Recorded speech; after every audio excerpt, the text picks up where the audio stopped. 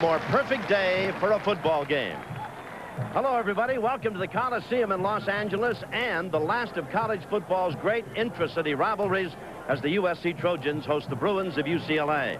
I'm Tom Kelly, and time now for you to meet the rest of our broadcasting crew. First of all, in the booth with me today, not one but two great quarterbacks. Gentleman to my right was a big man at Westwood. Tom Ramsey's in the book with most every Bruin record. And, of course, the gentleman to my left is Paul McDonald. Took the Trojans to a national championship, and Paul, like Tom, had a great professional career. We'll talk about quarterbacks today, gentlemen. We'll start with you, Tom, and, of course, we start with Tom Maddox. What a great player this kid is. Well, he really is. Tommy Maddox has been great all year long. Great a year ago for the Bruins. Been putting a lot of points on the board for those Bruins. A great trigger man, Coach Homer Smith. He regards the Maddox man as the man with all the weaponry, and one of those big weapons, Sean LaChapelle. Indeed, his favorite receiver, and between the two of them, they know where to find that end zone. We'll turn to Paul McDonald and talk not about a quarterback, but about quarterbacks. Seems to be a bit of a quandary at USC. Reggie Perry or Rob Johnson? Who's going to start today?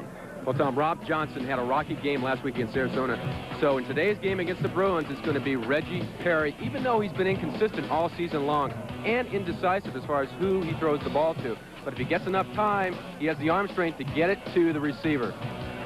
The one area where Perry is really going to help the Trojans is his ability to run the football and execute the option. He's a big, strong, tough runner and has a great nose for the goal line. All right, thank you, Paul. Thank you, Tom. Time to meet another of our broadcasting team. This is the young fellow who handled the Bruin telecast on Prime Ticket this year. He's down on the sidelines, Bill McDonald. Bill, if you will, a thought or two about the upcoming game.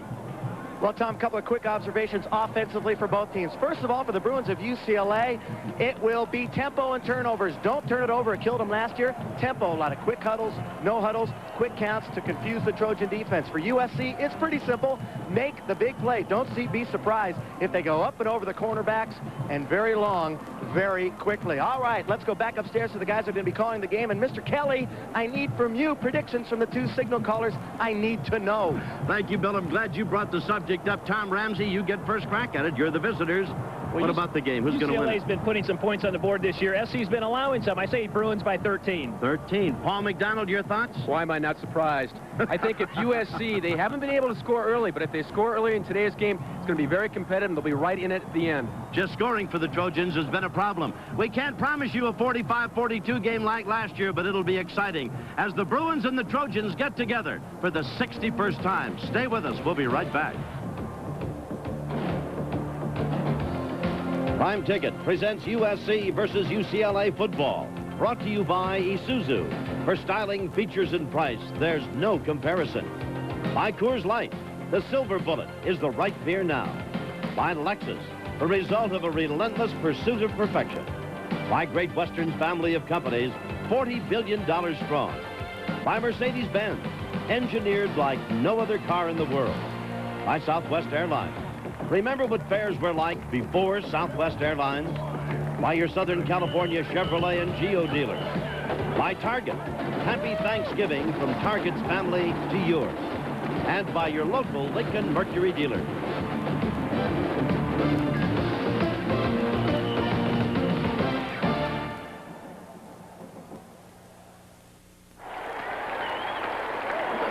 Welcome back to the Coliseum here in Los Angeles, and of course the showdown, crosstown if you will, the Bruins of UCLA, the Trojans of USC. UCLA a favorite coming into this ball game as you see the introduction of seniors for the Trojans. Number 48, Matt Gee coming out, Kurt Barber coming out a moment ago, Scott Lockwood. Fortunately, neither Lockwood nor Barber will be able to play for the Trojans today. In fact, they are busy rehabbing injuries and operations and are looking forward to perhaps a draft call come next spring. The Trojan team waiting in the tunnel, waiting to bounce onto the field here before a crowd that one would expect would be up around 90,000. There are people sitting just about everywhere in all the far corners and reaches of the building as you get a pictorial look at the Coliseum here in Los Angeles. She'll be renovated about a year from now. They'll start or thereabouts, and the 92 season will be the last one the way the Coliseum is for the Trojans, and then 93 will be a rehabilitation year for the grand old lady. Trojans come into the ball game an underdog. UCLA favored anywhere from 5.5 to 6 points, and there you see the Bruins waiting to come on the field. Tommy Maddox waiting to be introduced along with the rest of the UCLA team, and now the Trojans at the tunnel. Larry Smith right in the opening. And here they come on the field. Trojan fans hoping that the crosstown rivalry, the annual bloodletting between themselves and the Bruins, will urge this ball club on to its best effort. It'll need its best effort defensively and offensively if it is to match Tommy Maddox and company.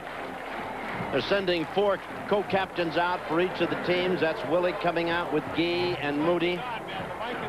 And we've got Darby and Spaulding, Lambert, and of course Maddox out there for the Bruins. UCLA Captain Maddox, what is your call? Tails. Tails he calls. Tails is the call. It is tails. UCLA has a choice. UCLA elects to defer till the second half. USC, you have the choice to kick, receive, or defend a goal. You will receive. UCLA will kick. Which goal do you want to defend? Turn them around, gentlemen. USC will receive to start the ball game. Gentlemen, let's play football. That is referee Bill Richardson. There's head coach Larry Smith. As you heard him, the Bruins won the toss, deferred. They will have the ball to start the second half. Trojans will receive, and SC will get the ball first. Against UCLA as head coach at SC, Larry Smith is without a loss in the last 4 meetings. The last time the two teams met here 2 years ago, it was 10-10. Last year, of course, 45-42, the Trojans over the Bruins in the Rose Bowl in Pasadena. Let's check the lineups as Smith talks with his club across the way. There's Reggie Perry, who will be starting. He'll be at the quarterback spot. Sophomore from Denison, Texas, has thrown only 1 touchdown pass all year, and that is not a lot. Johnny Morton, his top receiver. Morton has caught 46 passes, none in the end zone. Creighton will be the tailback. Bender, Conway, and Jackson, the other skill position people. Michael Moody, the senior from San Francisco, anchors the offensive line. Derek Deese, in and out of the lineups, will start today. Gibson at center, Polak and Baselli at guard and tackle on the left side. And there you look at the Bruins, who will be kicking off, and that'll be Sandifer, number 28, on the kickoff unit for Terry Donahue. Brian Kelly anchors the defensive line for the Bruins as they'll go on defense. Walker is a busy man in the middle, and Chalinsky, a very talented performer up front. Arnold Ale, who transferred from Notre Dame, is having a magnificent season for the Bruins. Cole, Malone, and Greedy are a bunch of ball-hungry, heavy-hitting linebackers, to be sure. And the secondary, led by Matt Darby and Carlton Gray, Lambert, and Henderson. A tough group to throw the ball over or under, or to get it passed into the end zone. We expect it'll be an outstanding confrontation here today as the Trojans get set to receive and the Bruins get set to kick it off.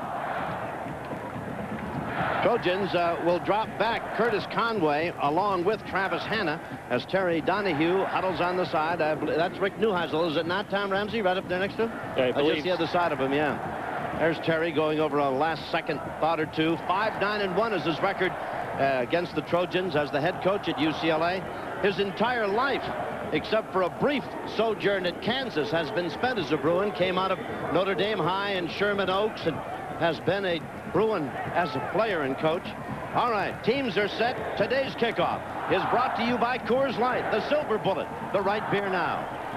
The ball's in the air and the game is underway, and the kickoff is coming to the sideline, is going to bounce out of bounds at the 10.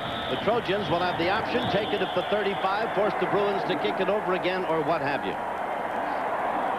Boy, that was a pretty weak kick, Tom Ramsey. Were they trying to squib that thing and keep it away from Curtis Conway? Well, it's kind of interesting. UCLA on the year winning a lot of the tosses, but electing to defer. Yeah, that seems to be the new word this year. Yeah, it is. Defer. Yeah, you know, can I tell you something, gentlemen? I don't think if it comes down to the kicking game, either team is really in great shape. I don't know that Dudum hasn't hit a field goal yet, and Cole Ford is out, which would give the Trojans an edge, but I think it's pretty much a toss-up when you come to the kicking game in this one here this afternoon. So Reggie Perry walks to the line of scrimmage, which is the Trojan 35-yard line. Bender, Esdras Creighton in the tailback position of the I. To give to Creighton, no. Perry, a play-action fake and going downfield. Guys bump together, and there is no flag, and there is no completion as Carlton Gray was downfield with Curtis Conway. The two came together while the ball was in the air, but no flag on the play. One thing USC wanted to do in today's game was try and run some play action to get a guy deep on the post pattern. It worked here. The safety came up to take the crossing route. But this is just a fine play by Carlton Gray, making plays all year long, Tom Ramsey. Yeah, Carlton Gray really Johnny on the spot all year long. Second down, they give to Creighton. Slants over the left side, gets to about the 37-yard line. A gain of 2, and it's going to be third down and about 8 yards to go. That's Boselli, number 71. Creighton, number 23. For the Bruins, Malone and Cole, inside-outside linebackers, were there to make the principal hit. Ball is at the Trojan 37, third down and 8 for Reggie Perry. Well, at least he showed a pretty strong arm, didn't he, quarterback, on that near miss? Get it down the field. There's no doubt about it. Doesn't count unless you catch it, though. That always helps. Throwing it's only half the battle. Perry out of the shotgun with third and 8. Here come the Bruins. He's got some time right over the middle. Crossing pattern through it between them. He had number 1 Wallace coming across. He had Creighton coming across, and he missed them both. And so it'll be a punting situation for the Trojans. 3 downs and kick it away, and we'll see about the Bruins when they get to handle the football. Dropping all the way back is LaChapelle.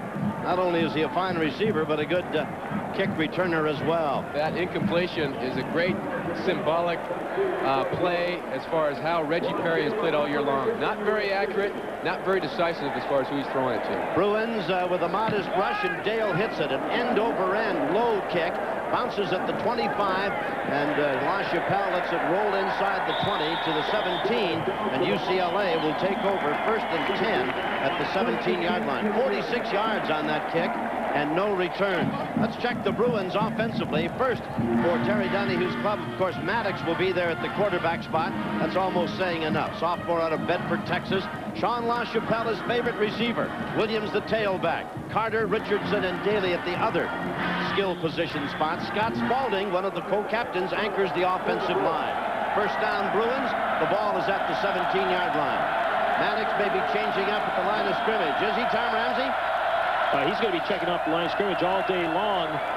Right straight up the middle of the field into the secondary goes Williams, and the back who's rushing for 1,000 yards gets 17. He's just a handful away from 1,000 yards, coming in with 9:58, and now he gets 17 more as the Trojan defense either over-pursued Paul McDonald or just wasn't there.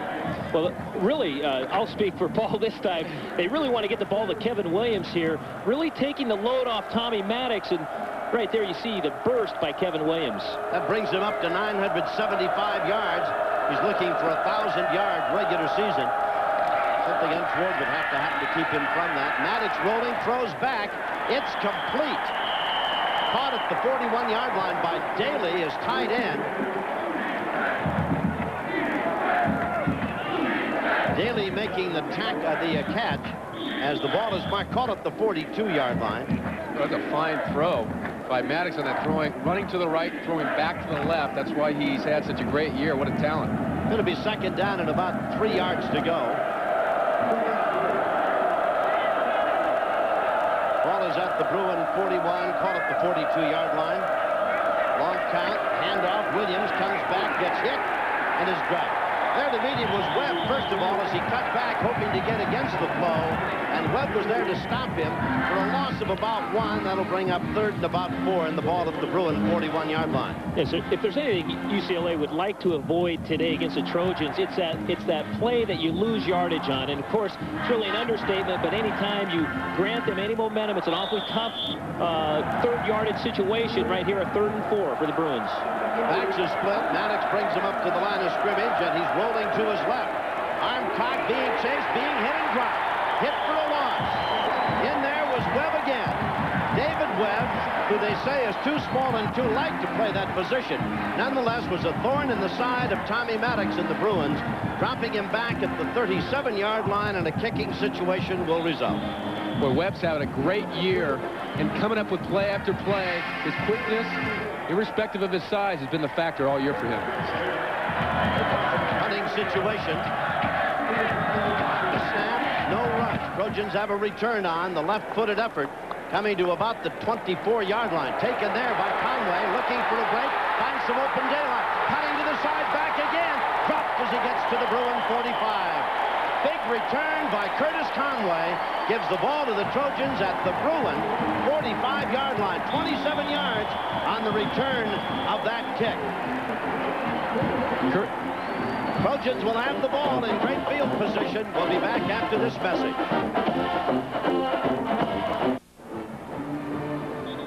Today's game is brought to you by Isuzu. For styling, features, and price, there's no comparison. By Southwest Airlines. Remember what fares were like before Southwest Airlines? And by the men and women of Northrop. Trojans have the football on the 45-yard line of UCLA. Perry rolling, going left, looking, throws downfield, intercepted. Picked off at the 20, back to the 25, about the 27-yard line. Gray comes up with the interception. That's his 10th of the year. Pass intended for Johnny Morton through his hands, and Gray was Johnny on the spot.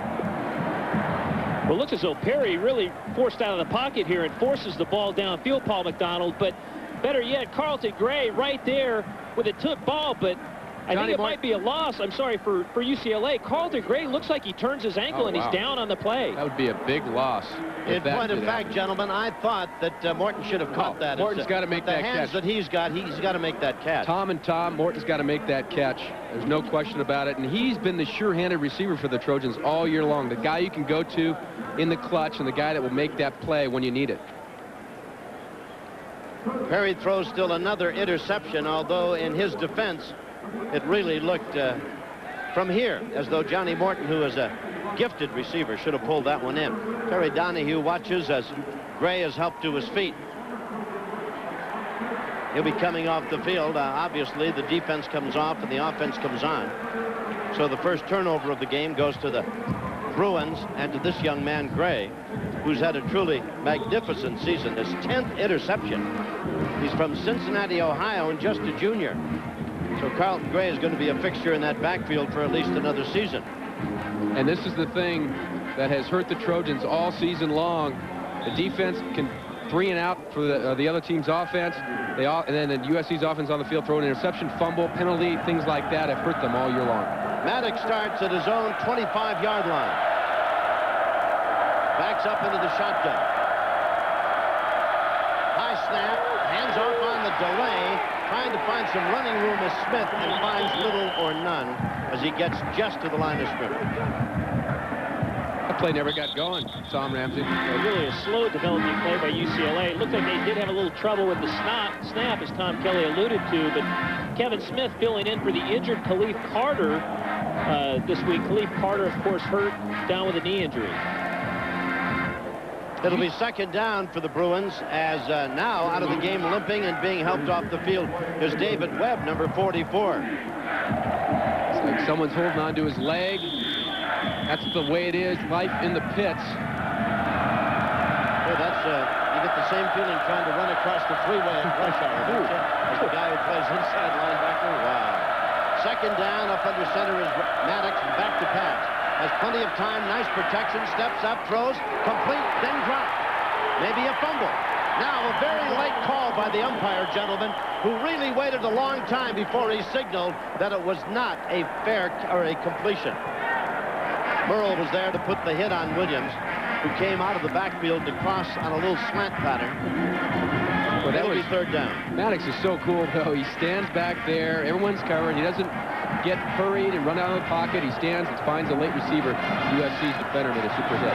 Shotgun again. Adams is flanked to the bottom of your screen. And Maddox is in the shotgun at his own 25-yard line. Again, the delay, the give to Williams. Outside, breaks a tackle, breaks another. First down as he crosses the 35. Salmon was there to make the stop. 12 yards on the pickup. And now Kevin Williams on that little delay is now up to 987 yards as he's rushing toward a 1,000-yard season. Well, Kevin Williams averaging 6.5 yards a carry. This is what he does so well. He does well after he breaks the line of scrimmage, and then he's breaking tackles. Right there, he was hit with probably with a few more yards to go for the first down, but that time dragging Salmon over the first down marker. Mark it out at the 37. First and 10, UCLA. High formation for Maddox and company. Right over the middle, upfield, complete to LaChapelle. At the 40. Good running move by LaChapelle. Fights off tacklers to the Trojan 34-yard line. What a fine move. Once he got the ball, he certainly knows a north and south route.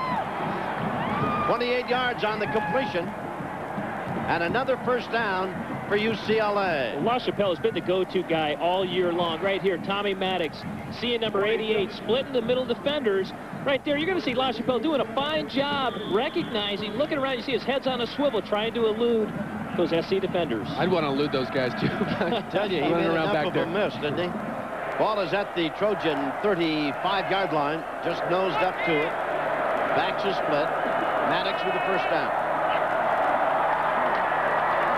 Quick little out to Adams, and Adams at the sideline is hit and dropped, but not before he gets to the Trojan 27-yard line, where Oliver and Merle are there to make the stop. Let's go to Bill McDonald down on the sidelines. Bill?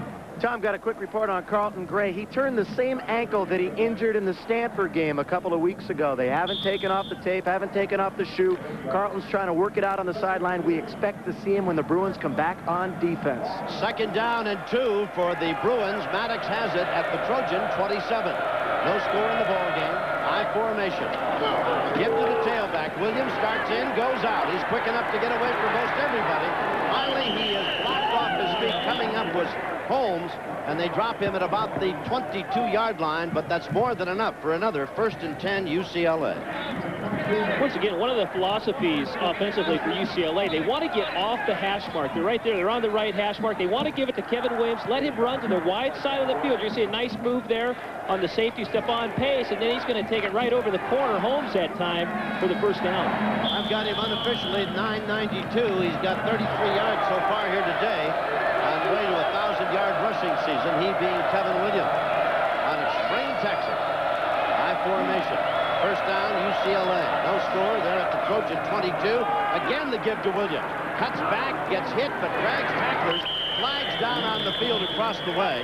The guy who made the stop was Holland eventually, and we'll see the disposition of the flag. First flag we've had of the afternoon, gentlemen, and we've got 8:52 remaining in the first period. Holding, says referee Richardson, against UCLA. That's got to hurt the Bruin drive. You never like to see that, Tom. When you're driving the ball, you got a holding penalty. Now you're looking at 1st and 20, 2nd and 20.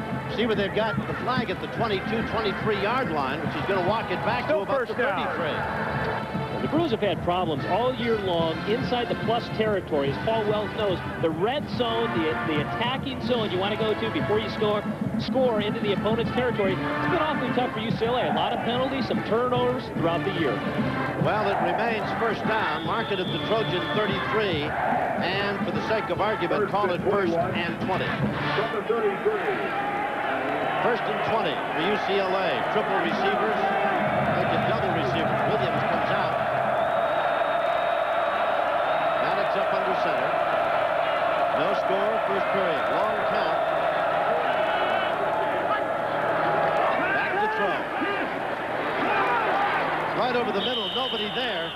LaChapelle, perhaps his intended receiver, maybe even Adams. A lot of indecision, it seemed, Tom Ramsey. In fact, I don't know if he called what he wanted to call when he finally got the snap. Well, it's interesting. I was looking at the top of the screen. I saw Ricky Davis, who's a backup tailback, lined up at a split receiver, and he ran a quick little hitch and go, and Tommy Maddox just didn't see him.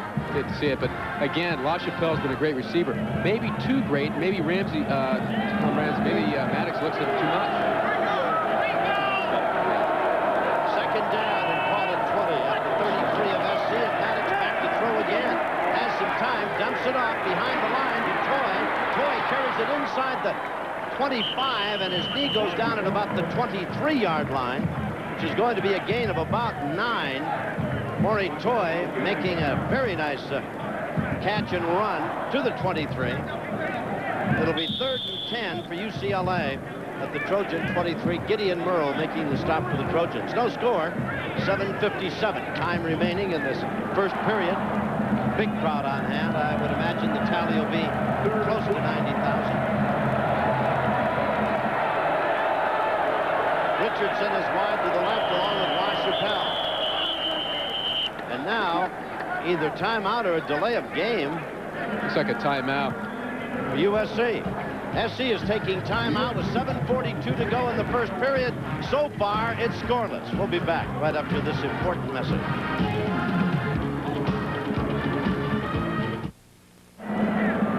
Welcome back to the Coliseum. There's no score here in the first period. Bruins have the ball with 7:42 to go.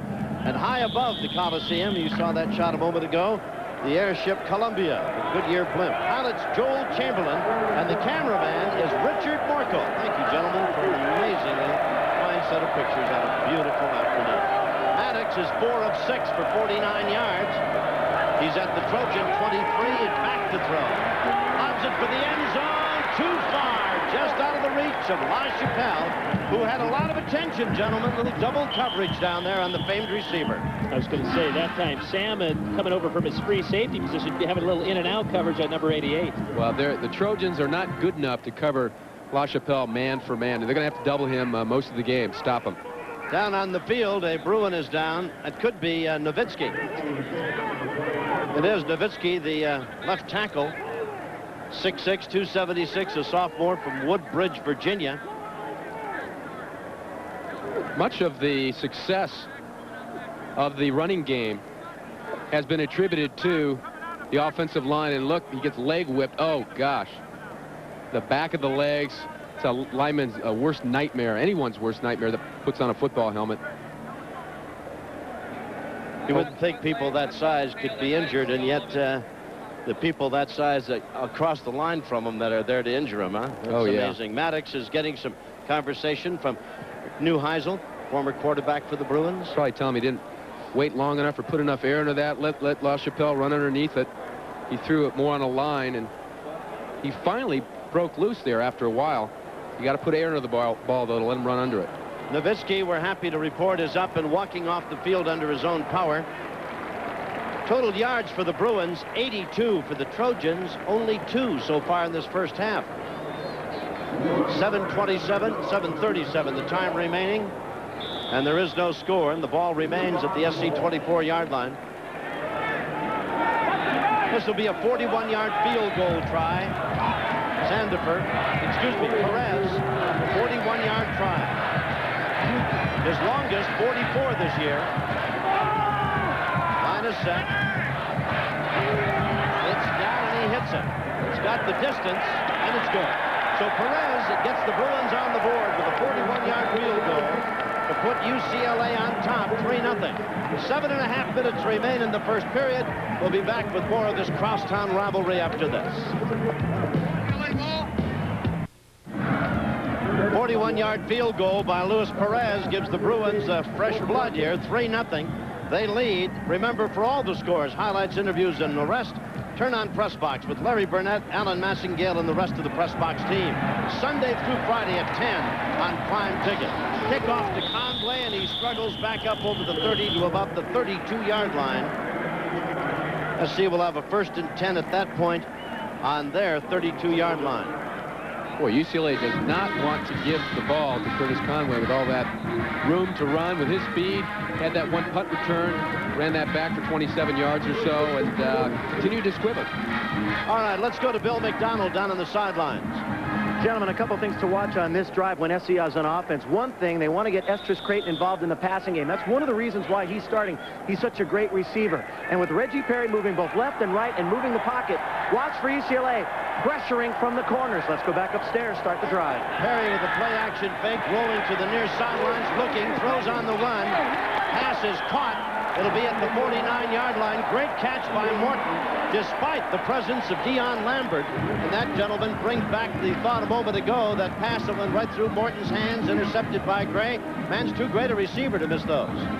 Very similar play, a crossing route. The Trojans love to run this sort of thing. And all he's running here is get open, give me the ball. And Perry puts it right on. Nice catch for the first down. 19 yards on that reception. SC now, second time they've been inside the Bruin 50. First down and 10 at the Bruin 49-yard line. Perry rolling left, being chased and being hit and dropped. Drops the ball, but I believe SC fell on it. Chalinsky came into that backfield about the same time the football did, and Creighton was there to recover the bobble by Perry back at the Trojan 45. Going to be a loss of 6, 2nd and 16.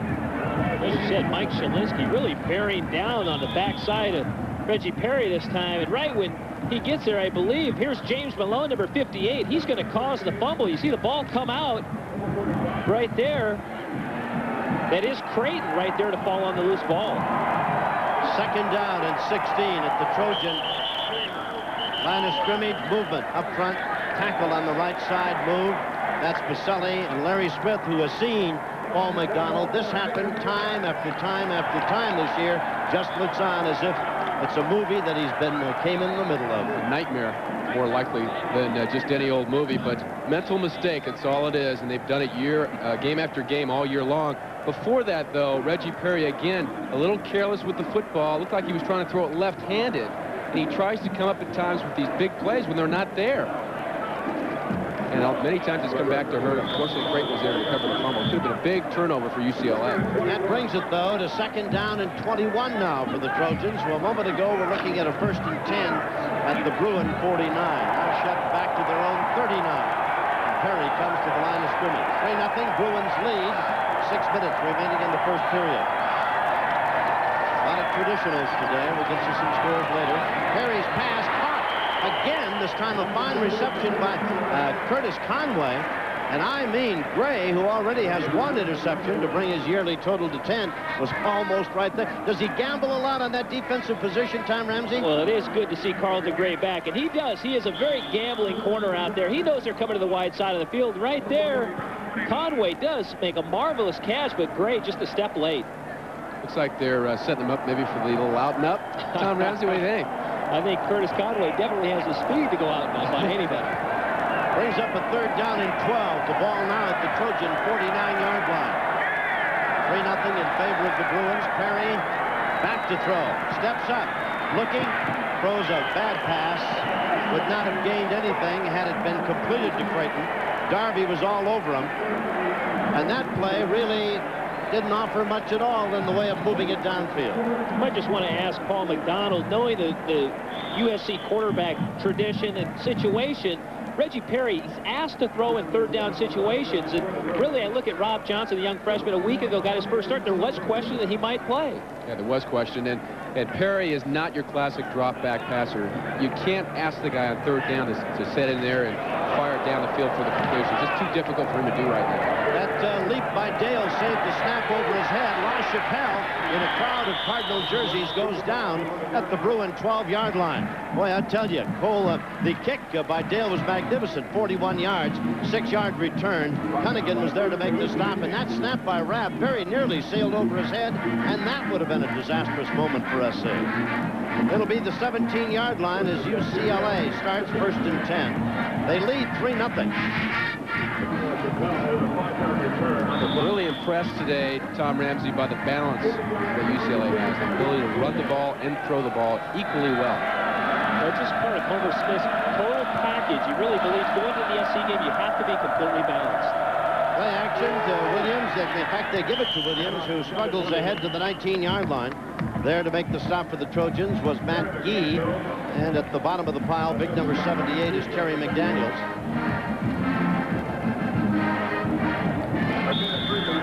Matt Gee's been the stalwart for USC all year long, leading the team in tackles.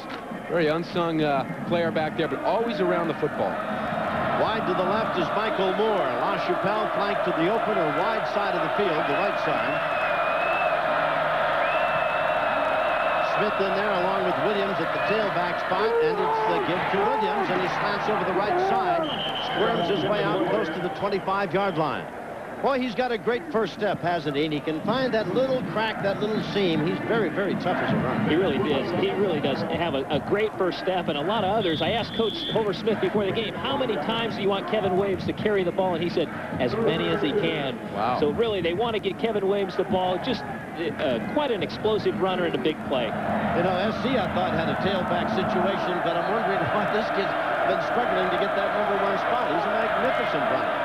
All right, 3rd down and about 2 at the Bruin 25. Maddox up under center. And back to pass. Has time. Throws complete. Caught by Toy at the 30, 35 up to about the 37-yard line. Another big play of about 12 yards. And Maddox converts that third into a 1st and 10 UCLA at the Trojan 37-yard line. Well, Maddox doing a great job. Paul McDonald said earlier, he comes off to his backs. And right here, any good quarterback knows, underneath, you got man coverage. Maury Toy, third down receiver coming out of the backfield, making a fine play. Trojans seem to have that spot wide open underneath. Did they not, Paul McDonald? They really did. They're bailing out of there on 3rd and 3 or 3rd and 4. You got to play a little tighter than that. UCLA throws like 85% in that situation, so they knew it was coming. High formation and the play action fake. Maddox on the roll, throws upfield, intercepted, picked off by Calvin Holmes at midfield. 45, 40, 35. Holmes battles his way down to the Bruin 30, and for Calvin Holmes, what a rare treat indeed. Much maligned. In fact, he'd been burned many times by almost everybody that SC has played this year, and that interception for Calvin Holmes, his 2nd of the year, and I tell you, as sweet as any he's ever had. Well, Tommy Maddox has had this problem all year long. The play action fake to Kevin Williams. He doesn't see Calvin Holmes, the corner, drop off, and I'm going to let Paul McDonald take over from here. You got to watch that corner on that corner route, as you said, Tom Ramsey. If you don't, this is what's going to happen. He'll fall right back into it. And as Tom Kelly said, what a great play for somebody that's had so many problems all year long. Turn this game around for the Trojans. All right, 1st down, little play action, handoff to Creighton. And he was slipping and sliding, but by the time he got himself pointed in a north-south direction, he was down at the 31. Argo was there to make the stop. And that'll make it 2nd and 8 after a gain of 2 at the Bruin 31-yard line. Out of the game goes Conway for the Trojans, and into the ball game, Yanni Jackson. To follow up that conversation, Tom Ramsey, you know, Maddox is a great player, but one thing he has done is he's thrown a lot of interceptions. I think in order trying to create the big play, you fall into some situations that you allow the other team to step in and make the big play as well. And that's his 15th of the year. He had that number a year ago. Lone set back, Bender the fullback, and well, what a pile of humanity as he gets barely to the 27-yard line. There's Calvin Holmes on the sideline. 2nd interception this year, Calvin. Congratulations. You have been the brunt of a lot of bad jokes. Pick one off like that in this big ball game has to give you a great feeling indeed. Marked it at the 27. 3rd and 4 after a gain of 4 by the fullback. That's under 3 minutes to go here in this first period. 3-0 Bruins lead. Now wide to the left side. Wallace. Wider still to the left is Conway. Backs a split. Big play time at 3rd and 4. For Reggie Perry. Under center, Gibson. Here's the rush. Perry to throw. Has his man. Threw it behind him. Had Conway wide open on a fine move against a fine defensive back, Gray. But he had great beat if Perry'd only gotten the ball to him. Cornerbacks, that's got to make you feel bad when you throw it, and the guy is there, but you don't get it to him. Yeah, Reggie Perry had perfect protection. They came with the blitz. They picked up. It's what you dream about. You got one-on-one outside. Just get him the ball. It's pitch and catch, Tom Ramsey. It really is a prime example of having enough time to throw, but just not delivering. Well, here's J.J. Dudum, who's going to try a field goal of 45 yards. He's a walk-on. Cole Ford, having injured a muscle in his left hip. Mike Salmon will hold the snap. It's down. There's the kick that is nowhere near long enough. And so the Trojans, wide to the left, miss an opportunity to tie this game at 3. Really surprising they don't go for it on 4th down because, as we've seen all year, Tom Kelly, he hasn't hit those. He's been very inconsistent. He's a walk-on, as you said. He hasn't been in this kind of a situation in this game. You might want to go for it on 4th down. It's 4th and 3, 4th and 4. Hey, this is the season for USC. They've got to win this thing. Let me take a moment to take you back to another moment in this great series. The crosstown flashback, if you will. I will take you all the way back to the year 1937. One of the greatest athletes to ever play the game. For the Bruins, Kenny Washington. SC was leading in this ball game 19-0 when Kenny Washington turned loose a magnificent toss 67 yards to Hal Hershon. That gave the Bruins a touchdown. SC prevailed 19-13. But Kenny Washington, what a magnificent player. Just one of hundreds that this series has produced. Maddox rolling, pitches back to his tailback. Williams turns the corner and may be gone at the 40, at the 20. No one's going to catch him. Touchdown UCLA, 72 yards on a little option play. and something the Trojans obviously practice against every day of the week, and the Bruins ran it to perfection.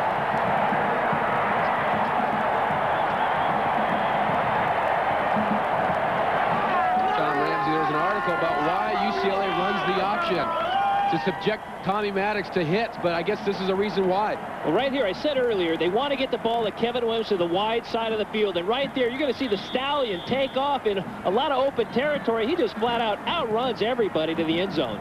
Well, not only did Williams go past 1,000, he went past 1,100 with that. He has 113 yards now, and 1,071. I've got him for 1,105. I may be off a few, but he's up there in the paint cards. The PAT is good. And so with 2:20 remaining in this first period, the Bruins, with a dazzling bit of speed by one Mr. Kevin Williams, put the Trojans down by 10 points. 10-0 now in favor of UCLA. Right there, you said Maddox. They don't want to get Maddox hit, but he pitches the ball early enough, and he just runs right by Stephon Pace, and Salmon's really not a factor. Kevin Williams, just a sprinter all the way. And boy, he's fast. No one's going to catch that guy. But this has been a problem all year for USC. They come up with the interception. They go 3 downs and out on offense. The defense kind of deflates a little bit. Say, gee, we did our part. Offense can't do it. Then they come right back and score a long touchdown. It's happened. How many times has that happened, Tom Kelly? All year long, it seems. Even in the games, the 3 that the Trojans have won, it has happened. And, of course, in the games they've lost, it has happened with much more frequency. So the Bruins will kick off, leading 10-0. As you look downfield, Curtis Conway, one of 2 return men for the Trojans, and the ball is high, coming to Travis Hanna at the 11-yard line. Has a wedge of blockers looking for some room to run to get to him, and can't. He was on the far side of the field. The blocking wedge was on this side of the field. By the time the 2 got anywhere near each other, why, Travis was down at the Trojan 26-yard line. So the Trojans now down 10-0. They've had the ball twice inside Bruin territory and came up empty on both occasions. 174 yards to 29. And, of course, 72 of that 174 on that last gallop by Kevin Williams. Reggie Perry at quarterback. Sends Creighton in motion. The snap. Perry throws. Pass might have been intended for Yanni Jackson, but it was nowhere near him. And Jackson really had no chance to catch it. Well, Reggie put a lot of heat on that one. It's going to be very difficult. When you settle in that zone, you got to put it right on him. You can't have him reach for the ball. You're not going to have many completions that way. Now, it's very easy to criticize a guy who throws the ball and nobody catches it. But I think one must remember that occasionally receivers run the wrong routes. And a guy goes back, a timing thing, turns and throws it where the guy's supposed to be. And if he's not there, then it goes into the books as an incomplete pass, and the quarterback suffers. Second down. Running the option, they give it to the fullback, and Bender gets a couple of yards at the most. Bodies flying everywhere. It'll be 3rd down for the Trojans, and the ball will be at the SC 28-yard line. Going to be 3rd and about 8. One thing UCLA has done this year has been stop the run. Much better than last year, and this is going to be a problem, I know, for USC because they're planning on running the football. And one reason, Bruce Walker, number 49 right there, has been a big, huge impact player for UCLA. His play, along with Brian Kelly up front and Arnold Ale at the linebacker position, really doing a fine job up front. 3rd down and 7. SC with the ball at its own 29-yard line. 10-0 Bruins lead. Perry straight back to throw. Crossing pattern into and out of the hands of Curtis Conway. Gray was there defensively, and that'll force the Trojans into a kicking situation. It appears that numbers 3 and 3 are going to be talking to each other all afternoon. Well, Carlton Gray goes on, the best receiver that USC has, and every week he does this. He's with him step for step, but, you know, Curtis Conway has got to make that catch. Tough catch out in front, but went through his hands. Need that play for the 1st down. Well, Perry has not had a great afternoon so far, but he's been victimized. Morton dropped one. Now Conway drops one.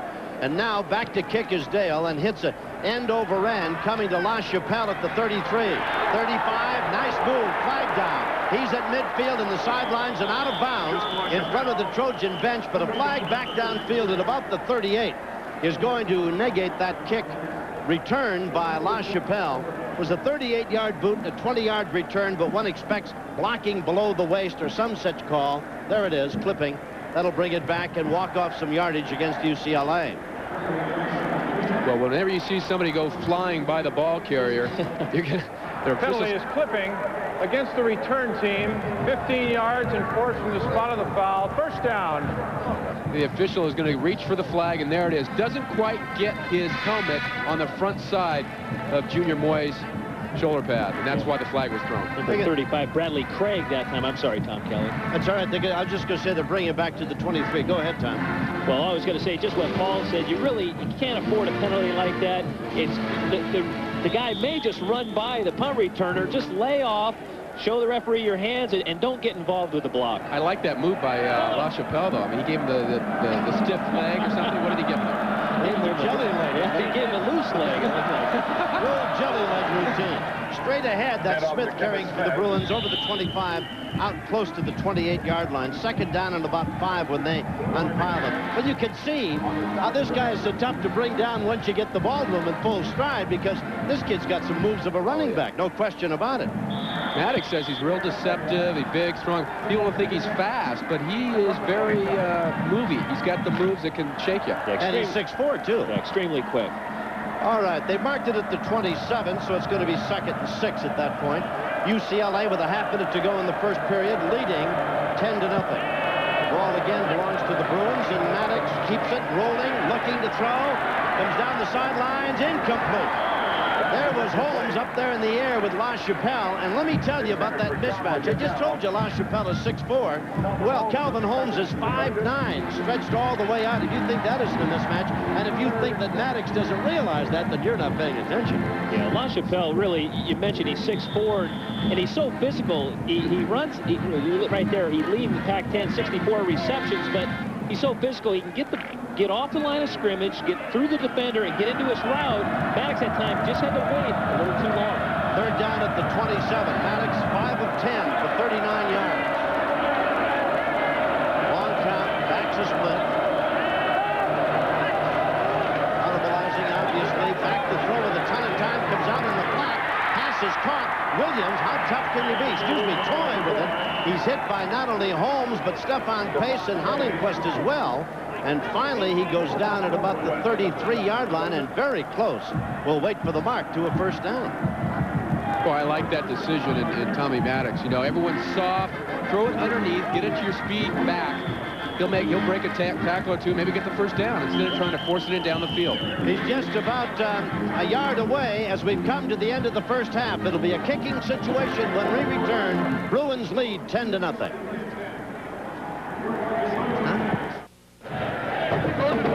We start the second period here. The Bruins leading 10-0 over the Trojans. Shager's back to kick, and Curtis Conway is standing back at the Trojan 30-yard line.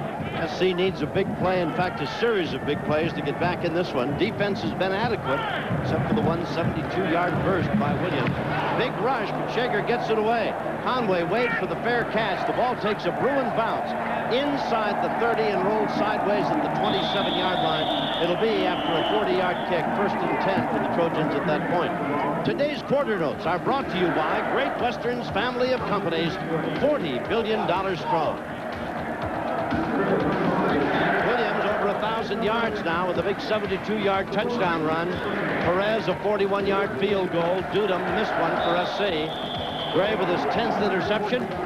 Each quarterback has thrown one, and the Bruins have a lead of 10-0. Reggie Perry comes in to quarterback the Trojans. First down at the SC 27. Receiver strong to the right. Bruins show blitz, but don't. Perry back, pumps, going long down the far side for Curtis Conway. Gray was there. The ball was under thrown, and in fact, both of them were waiting to jump for it, and Gray got a little higher and tipped it away. I just made mention of the fact to Paul McDonald during the timeout. I asked Paul, it looks like they really put Reggie Perry in some really inopportune spots throughout the course of the game, and I don't know if that falls under coaching philosophy or just maybe what they're trying to get out of Reggie Perry. I'll agree with you because there have been many 3rd and 7, 3rd and 8 calls this year, Tom Ramsey, where one receiver would be in the pass pattern, as Paul McDonald pointed out several times, and it's tough to pick up big 3rd down yardage when one guy's running back there against 4 or 5. Great first through opening and carries it out to about the 34-yard line where Stacy Argo is there to wrap him up. But I pointed to the out route that Gray almost got out in front of Conway. There it was. Later in the second quarter, they tried to get him on that, run the out, and didn't fool him. He read the play all the way. It was a nice one, and incomplete. Creighton, nice run. This is the thing that he's done, get the extra yard for USC, and that's why he's in there right now. And again, we now come up to a 3rd down at the Trojan 34-yard line, 3rd and 4. And we'll see what Perry and the coaching staff reach into the playbook for. 3rd and 4 has been a tough number, 3rd and 8 even tougher, and now the Trojans pretty undecided about it, going to have to call a timeout. 13:55 remaining here in the first half, the second timeout used by the Trojans, even though Conway came in supposedly with a play, and now they've had to take a timeout to go talk it over on the far side. John Matsko, who is the offensive coordinator, coaches the offensive line and has the added responsibility of offensive coordinator, trying to settle on something over there that'll get the Trojan drive underway. USC 37% 3rd down conversion all year. Not real good. And a lot of that you point back to, the youth, but mainly to that guy right there, Reggie Perry. He's got to make the plays on 3rd down. Now here's the question of the day. How much do they miss Todd Marinovich? Well, we talked all year about the youth on the team. We talked about, they had injuries. They've had a tough schedule. But the fact is they don't have a veteran quarterback in there all year, and that's hurt them. And whether that guy was Todd Marinovich last year, who played well, or somebody else who was veteran, I think they definitely missed that. Well, let me tell you that the most skilled people on the field for the Trojans are receivers. That may answer your question, Tom Ramsey. Bill McDonald, what's happening down there? Well, Tom, time to talk a little Trojan legacy with one of the great quarterbacks of all time, Pat Hayden, and his ladies. Pat, favorite moment in the Crosstown Showdown for you? Well, I think my senior year. I thought it was the last UCLA game. Everything was on the line. The Rose Bowl, we won in the last quarter. That was my favorite moment, Bill. All right, after this play, we want to ask you one very important business question. We'll hold on for 1 second. Over the middle, pass caught by Curtis Conway, and he was leveled. What a hit by Henderson, and to the credit of the wide receiver, he made a great catch and hold. Let's go back to Bill. All right, thanks, Tom. Now, you are very actively involved in the new Coliseum renovation in the Coliseum Club. Tell us a little bit about that. Well, we're really excited about it. I think it's going to make this place a much more intimate place to watch college football in particular. And I think that's important because the fans are going to be closer to the field of the action. I think it's going to be a real home field advantage for USC and for the Raiders. So we're looking forward to it. It's going according to schedule. All right, 10-0 right now. He's got a little bit of a frown, but the girls are optimistic. Back upstairs. Pitch to Creighton. Creighton turns the corner, needs a block. He's out of bounds in front of Larry Smith at the Bruin 41. Had he had just an extra yard or two on the sidelines, Creighton might have gone more than 19 yards. He has been an exciting football player as you watch him again. You got Bender kicking out, opening the way for Creighton. Last week, 6 of the runs that he had were for 10-plus yards. This is the thing, brings the big play, a different element to the game for USC. And Tom Ramsey, guess who's over there? Number 3. Is that some tough cornerback? Well, I tell you what, Carlton Gray, without a doubt, an awfully tough competitor. Boy, interceptions, touchdown-saving tackles. Back Perry shovels it ahead. Nobody fooled at all, especially Argo. He was waiting right there. I'm surprised he didn't intercept that little shovel pass. Stacy Argo playing so well for the Bruin defense. He didn't play in the first few games of the year for the Bruins, but he's really come around. He's 5th in the team in tackles with 38 total, and right there puts a stop to Creighton. That's the best way to stop a good running back. Don't let him get going. I tell you, coaches love a guy who'll stay home and play his position, and Argo certainly was the epitome of that. At the 40-yard line, 2nd and 10 for the Trojans. 10-0 Bruins lead. The pitch to Creighton on the sweep.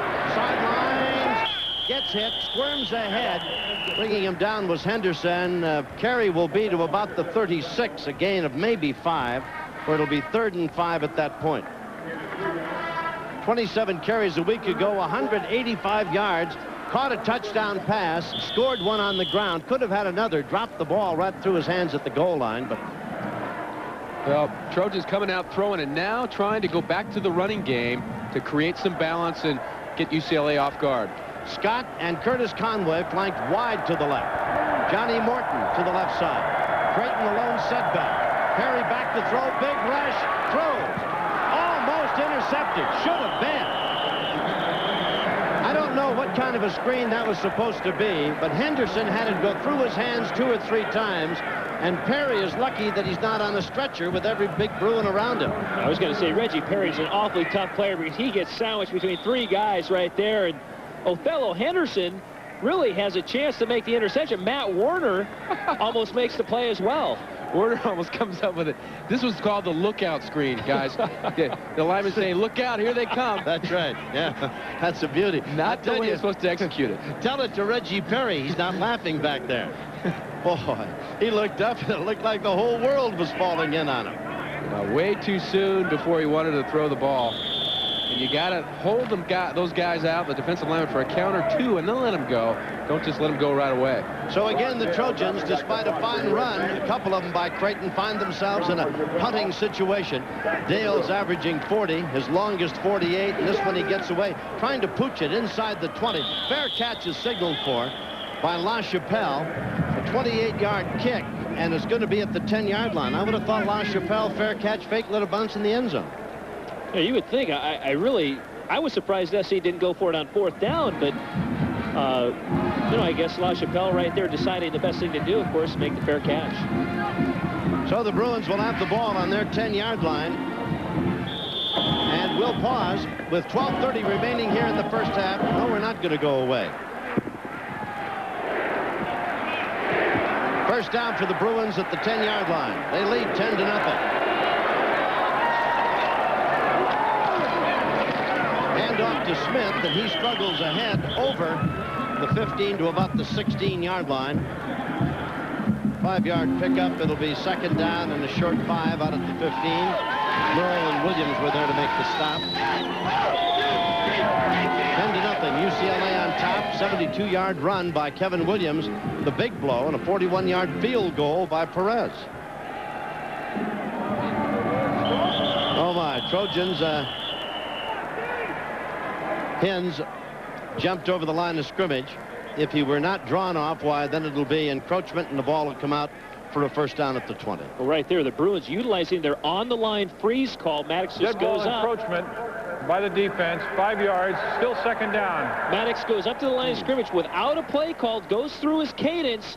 No one's going to move on the UCLA side right there.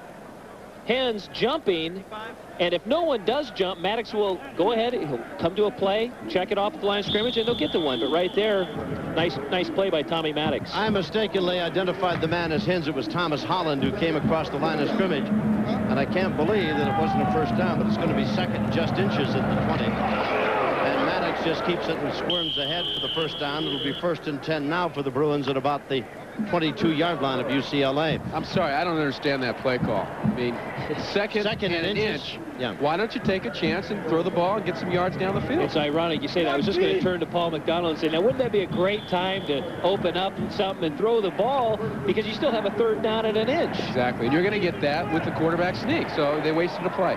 Well, they've still got the first down, but they did seem to be in 2 or 3 down operating territory, didn't they? Maddox up under center. 10-0, Bruins lead. Maddox back to throw. Quick look out. Complete. Caught by Daly, his tight end, and he's down at the Bruin 29-yard line, short of the first down. It'll bring up 2nd down and about 4. Salmon was over defensively along with Henry and Gideon Merle. Make it 2nd down and about 4 out at the 29. Really, you've got a couple of downs to work with there with 2nd and merely inches, don't you? Huh? Yeah, I'm really surprised by the call. It's a great time to at least take a shot deep if you're going to anytime during the first half. 10-0, Bruins lead with 11 minutes to go in the first half. Maddox changing things up, hand signals to his receivers. Settles back under the center. Line is set, and he's back to throw. Has some time, gets rushed, throws it complete. Salmon makes the stop. as the ball carrier wrestles Salmon, LaChapelle, and others out to the 44. 15 yards and a 1st and 10 UCLA. And I tell you, Sean LaChapelle, not only has he got great hands, but he takes a lot of attention to get down on the ground. Well, let's see right that time with an 8-man front. So LaChapelle's working one-on-one with the free safety Salmon. You're going to see how physical LaChapelle is. It takes a few guys to bring him down right there, carrying Salmon for a few extra yards. First down, Bruins at their 44-yard line. 10-0 UCLA on touch. Little delay, handoff with it is Williams, and he squirms over the 45 to the 46. There's a lot going on down there on the field. Tom and I used to play, Tom Kelly. You didn't have to motion and go to the audible. Then you have to tell your running back to block. You got to block that guy. It took about 10-15 seconds for Tommy Maddox to get everything organized, right? I mean, we just line up and go, right? Well, wait a minute, Tom Ramsey. Doesn't he do that a lot, though? Doesn't he audibilize or change up at the line of scrimmage? He does call quite a few plays at the line of scrimmage. They really believe Tommy Maddox works best at the line of scrimmage and not in the huddle. High formation, the Bruins with almost 100 yards more on offense than SC. It's like Maddox is changing up right now up under center.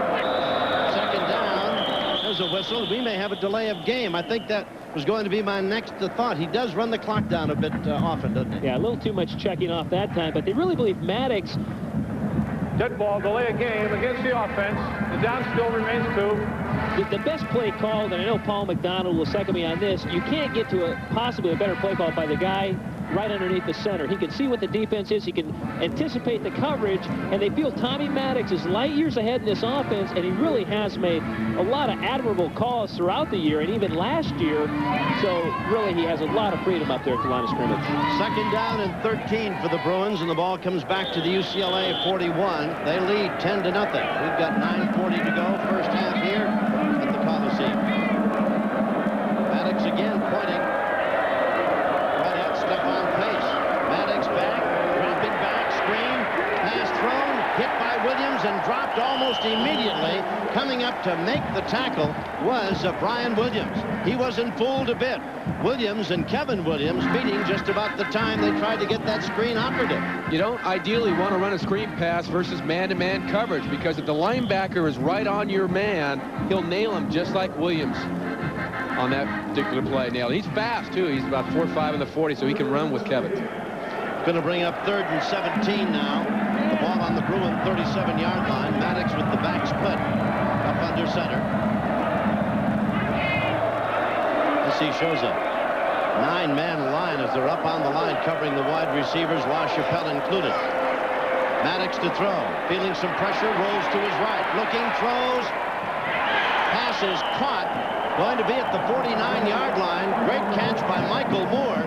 Big debate there. Was he in or out of bounds? But the official on the play says fair catch. It's going to bring up a 4th down and about 4. And the Bruins will send a Shaker in to kick it away.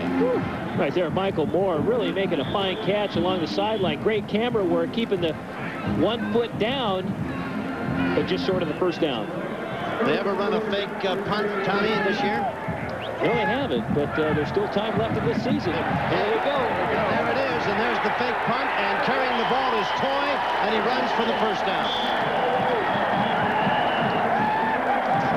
Tom Kelly, you were all over that one. You did that once before this year, I think. At least once, maybe twice. Tom Kelly, the wizard, does a little extra research on the side. I think he might have peeked over the fence this week at one of the Bruin practices. How many games has he seen, though, UCLA games all year? This is it, and let me tell you, if I can sit 200 yards away and anticipate that, leading 10-0 with 4 yards to go, then somebody else ought to be able to as well. 13 yards on the pickup. It's a perfect spot for it. But, Tom, you've seen, what, 31 of these games now? Yeah, this is number 32. So the ball is at the Trojan 36-yard line for the Bruins, a 1st and 10. They started this drive on their own 10-yard line. They lead 10-0 and are marching up the field. Into the secondary to the 30. Davis, this time brought down at the Trojan 29-yard line. Tackle made by Mike Salmon. Let me ask Paul McDonald the question here. Anytime, if the Bruins go ahead and go in to score on this drive, what does a 90-yard drive do to that Trojan defense? The youth there and the problems they've had all year long, it really demoralizes them. And I think the fact that the offense hasn't done much either has really hurt them. And they need to get the offense to score some points to get them aroused, to get them excited to play good football. Second down on the 29. The Bruins are averaging 9.7 yards a carry for a play. Knocked out of bounds is Williams as he comes to this near side, down very close to the 20, and it'll be a first down, UCLA, 1st and 10 on the Trojan 20-yard line. Well, once again, Kevin Williams taking the ball. He's going to be a workhorse today, and you see it right there, squaring his shoulders up the field, turning up. Once again, he and Sam have been meeting an awful lot today. He, of course, is, I think, over 1,100 yards now quite easily. Has a 72-yard touchdown run. He's every bit as good as we expected. Again, I asked the question that took everybody in Westwood so long to realize this kid should be the takeback. Out of the shotgun. Maddox to the sidelines. Caught there by Adams and knocked out of bounds at the 11. Brian Adams, who has 11 catches coming into the game and a touchdown, out of Bakersfield. It's so easy to do. So easy. You got a blitz look. Just throw a quick out. The guy's wide open. The corner's way off him. It's an easy completion. You almost got a first down. Jason Oliver there to make the stop. Ball comes in and is marked just inside the, call it the 11. That'll make it 2nd down and inches. 6 straight completions now for Tommy Maddox. Short of the first down, trying to carry but unable to get much was Williams, who was tripped up by Brian Williams, quick freshman linebacker out of Dallas, Texas, who has been one of the true pleasant surprises for the Trojans defensively this year. He's given a good account of himself every time we've seen him. That brings up 3rd down now, and inches to go at the 11. Play action pass time right here. Michael Moore wide to the far left, and Calvin Holmes is out fronting him one-on-one. Tailback is Kevin Williams. The up back is Smith. The give to Kevin Williams. He's inside, outside, first down, headed for the end zone. Down he goes. A touchdown-saving tackle across the way by Calvin Holmes, who just did get enough of Kevin Williams to upset him at the 3-yard line, but it'll be 1st and goal. Boy, it really is a great tackle by Holmes in the open field. Kevin Williams just starting to gather his speed right here. You're going to see he makes a quick little dip, and then he's trying to get to the flag, and Calvin Holmes just comes up and makes a sure tackle. Fine play by number 21. Shows you where Kevin Williams fits in the Bruins scheme of things. Only the 6th rusher in UCLA's great football history to go for 1,000 yards or over in a season. As a backup. Yes, and here he is now. Probably the first as a backup, right, Tom? Could very well be. He's well over 1,100 yards, I would imagine. Not quite, all right. 1,091. High formation. 1st and goal at the Trojan 3. Here's Williams trying to turn the corner. Jason Oliver would not let him do so. They pile him up for no gain. It'll be 2nd and goal at the Trojan 3. I'm not sure I understand that one. Let Williams run back into the short side of the field. Maybe the Trojans overloaded to the wide side. They're hoping Kevin can break back into the, maybe behind Kevin Smith's block right there. It looked like he could have taken it up inside. Oliver made a good attempt on the force there. Forced the play inside. That's what he's got to do. But you're right, when you're the short side, there's not as much yardage there to work with. 2nd down and goal. The ball is marked at the 2-yard line. Maddox going to throw. Comes out in the flat. LaChapelle. Flag will be called on Calvin Holmes because he never turned around to look where the ball was. Had he turned around, there would have been no flag. But he was looking right into the face mask of LaChapelle, and that's going to be half the distance to the goal line, and that'll be a first down on about the 1. Well, that's the jump ball we were talking about earlier. You just throw one up. It's just a quick fade route. Have a jump ball that your guy at 6'4", LaChapelle, go up and get it. Yeah, Tommy Maddox just throwing a quick fade there. Pass interference, defense. Since the foul was inside the 3-yard line, it's half the distance, first down. Well, he did turn and look around, but he pushed LaChapelle first right there and then turned around. 1st and goal at the 1. The Bruins started this drive back on their 10-yard line. when we questioned aloud LaChapelle's non-fair catch call, and he picked the ball off and stood there at the 10. 5 minutes remain here in this third period. Excuse me, in this first half. 15th play of this drive.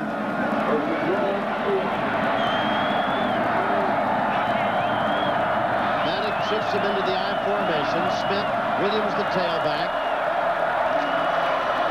Smith dives, but Smith dove too soon. In fact, he was kind of stretched out in the horizontal before. Subterranean. Looks like he was going to torpedo in, I think, underneath, but looks like he lost his footing. Kevin Smith, about 6'4" and 260. Woo! What a load to bring that guy down. Wow. At any rate, he's coming out for a conference on the sidelines, I would assume. Bruins lead 10-0 and looking to pad their advantage. Maddox looks right into the Trojan end zone. 2nd and goal. Into the end zone. Did he score? Apparently not. That was Maury Toy, who tried an up and over the top and came up empty, apparently, because there are no arms in the air. Well, they tried under, they tried over, and now they're trying. I bet they go through them, right? I don't know. Look at it again. See if our camera picks up the goal line and Toy up in the air. Oh, yes, good call. He didn't get there, gentlemen, did he? The ball did not cross the goal line, and that's what you got to have. It's great defense by the Trojans. Well, let's see. Under, over, this time slip it wide, go outside or something. Now you're the quarterback. What would you call it? Come on, Ramsey. I believe number 8's going to take it himself right here. He may be disenchanted with the other guys in the backfield. 3rd and goal. He gave it to Toy again. There is such a pileup of humanity. SC acts as though they've recovered a fumble.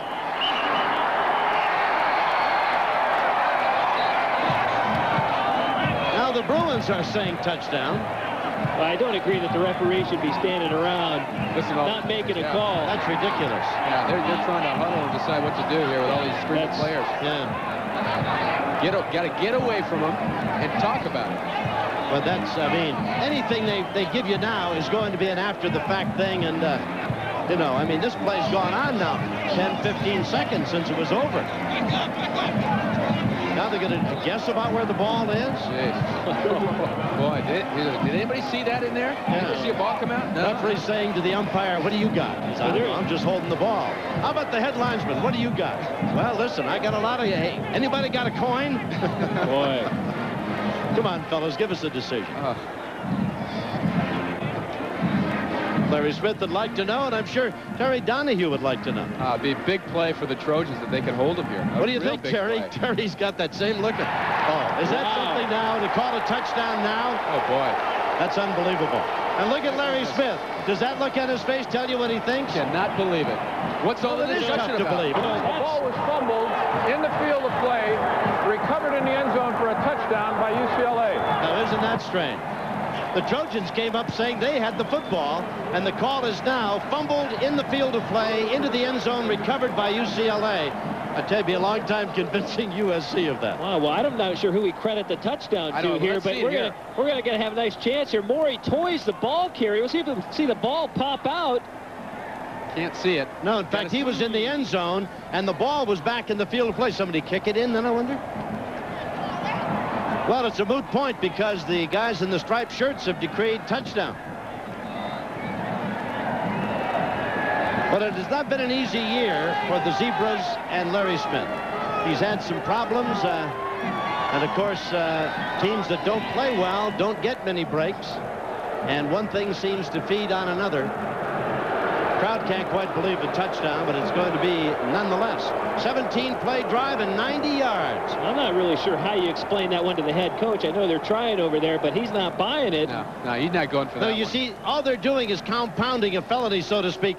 Why go and explain something to him that the man is not going to believe, and you didn't really believe it yourself because it took you half a minute to decide? Yeah, I may want to ask Paul this question. You always see during a goal line stand big, huge pileups, and they're letting the sideline referees make the call. The referee should be the one making the call. He should be right up behind this fullback and seeing where the ball crosses the goal line. He's got to get in there and unpile them and find out. There's the ball. It's coming out. Okay, it's out. And it's rolling right around the goal line. You still don't is see not it. in the end zone, is it? No, you don't see the ball. Oh, we got to let that tape run longer. We got to have some more tape. Find out where the ball ended up. That's amazing. Our conversation is moot at best, though, because it's already been called 6. And now we'll see about the extra point. Perez already has a field goal. 2:52 remaining. The PAT was good. 17-0. The Bruins lead. 2:52 remaining in the first half. And we'll be back with more right after this.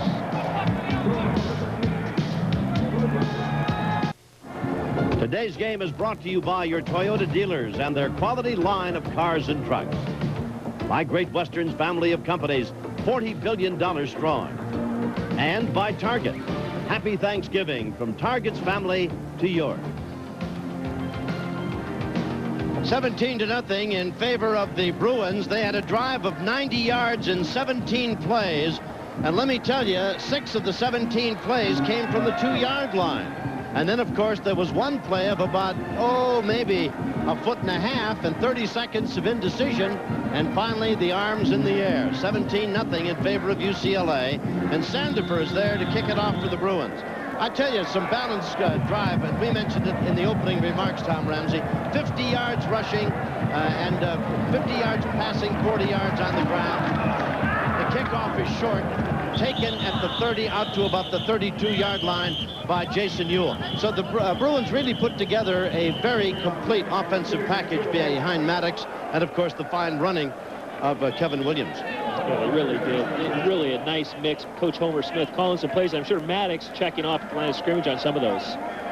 17-0, 2:48 remaining in the half. Trojans need some big moments. We'll be back right after this. Airship Columbia looking down in the City of the Angels, who's wearing a very pretty face today. There she is, high above the Coliseum. Joel Chamberlain at the controls. The cameraman there is Richard Morkel. 17-0 in favor of UCLA. SC takes over at its own 33-yard line. Reggie Perry at quarterback. Hand off to Creighton. Makes a couple of guys miss and spins his way out to the 40. Some people say he looks like Marcus, and others say he looks a little bit like O.J. with some of his moves. Walker made the tackle. Bill McDonald on the sidelines. What about that fumble that wasn't a fumble, or what was it, Bill? Tom, what I asked the head linesman was who got the ball, and the head linesman said it was Brian Allen coming out of that pile. So give the fumble recovery and the touchdown to Brian Allen. Then also Travis Collier out of the game, sprained left knee. Back to you. Perry throws, ball tipped away by Argo at the last second. Pass intended for Wallace, and Argo just stuck out a hand and knocked it away. So Brian Allen gets credit for the fumble recovery in the end zone.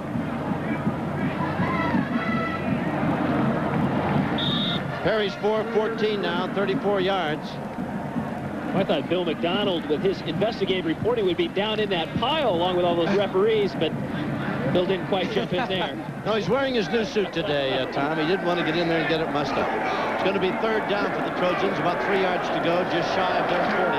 Perry in a catch-up mode, throws a pass that's complete for the first down. Still on his feet at midfield is Wallace. 45-40. Wallace 35-30 and out of bounds at the Bruin 30-yard line. First and 10 at that point, and Argo brought him down 30 yards on the pass and run. And now, for about the third time in this ball game, SC's offense finds themselves in a position to put some points on the board, and all of it rests on the shoulders of number 16. Well, we've said USC has excellent receivers. You get the ball to a guy like Larry Wallace, who's big, strong, and can run, and these things can happen. He can break some tackles and get some yards up the field. This is what USC has not done all year. They got to try and continue to do that. Get the ball to the speed guys if they run. Conway and Wallace are flanked wide to the left. Perry all alone, in trouble. Down he goes. That was a broken play. Down he goes at the 32. He turned, and there were nothing but white-jerseyed Bruins looking for him there. That I don't know who he's supposed to give the ball to or where that play was designated to go, but it died at the 32. It's a very lonely feeling when you go back there to hand out to somebody and nobody is there. Obviously, a miscommunication. Somebody went the wrong way. Minute and a half to go in the half. Perry out of the shotgun to throw. Fires it in the flat. Pass is complete at the 21-yard line, caught by Conway, who kind of cradled it and fell to the ground. Had he stayed on his feet, he might have been toward the end zone. Now they're going to mark it at the 21, and it's going to be 3rd down and about a yard to go. And the clock continues to run with 1:16, 1:14. SC with 1 timeout left, trailing 17-0. Would feel a lot better about themselves if they were able to go into the dressing room at halftime with some scores or a score. Perry swings it down to the 14-yard line for a 1st down with 1:01 remaining, and Henderson made the stop. So you want to try and salvage that 1 timeout if you need it. You don't need to call it now. You've got time, but you got to get the play called. You got to get everyone on the same page, get it called as soon as possible so you don't waste any time. Backs are split in the pro set. Conway wide to the left. Perry at the Bruin 14. Lobs it for the end zone for Conway. Catches it. Touchdown USC. Caught it over Dion Lambert. Looks like he gave Dion a little fake over there, guys. A little stop and go on a 13-yard reception. Well, Conway knew where the ball was, and Lambert didn't. And that's why Conway came up with a great touchdown catch to go up and over Lambert. Can I tell you, you two quarterbacks will appreciate this, what a tough year it's been for Perry. Only his 2nd touchdown toss of the year. It's been a dry spell, but this is just a fade route, a jump ball, and Lambert, the cornerback covering Conway, didn't see the ball, couldn't find it. Conway came up with a nice play. Goodham to try the extra point. It's down, it's up, and it's good. 17-7, the Bruins lead. That drive, 67 yards. We'll be back to see about the final 46 seconds of the 1st half. Right after this.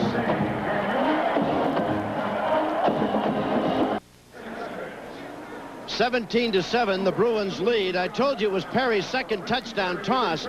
It is the 1st touchdown catch of his career for Curtis Conway. LA Kings will play host to the Toronto Maple Leafs Tuesday night. The Great Western Forum. Catch all the action live at 7:30, only on Prime Ticket. So the Trojans to kick it off. J.J. Dudum to hit it.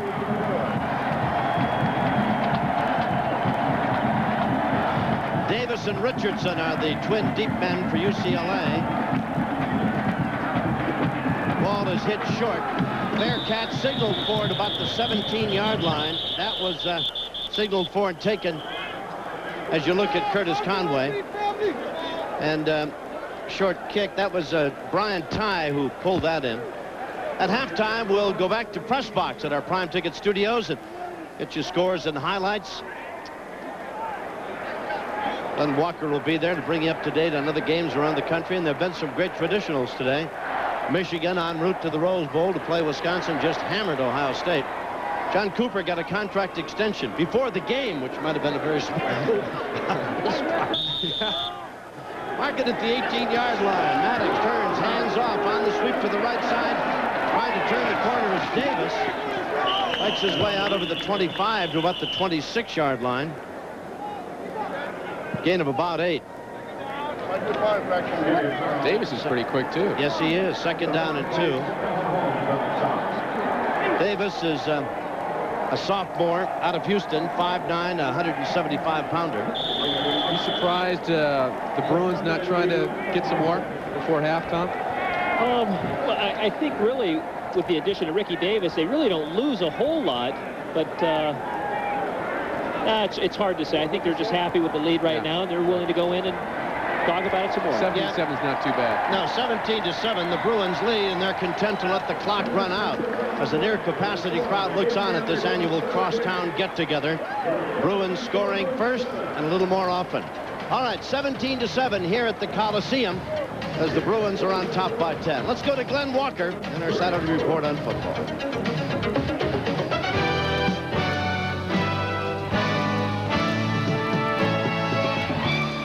Hello, everyone. I'm Glenn Walker, and welcome to this special Press Box College Football Halftime Report.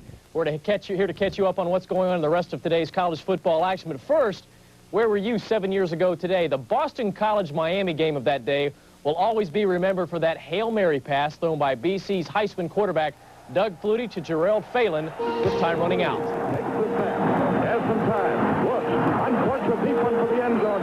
Phelan is down there. Oh, he got it! He did it! He got it! He did it! He did it!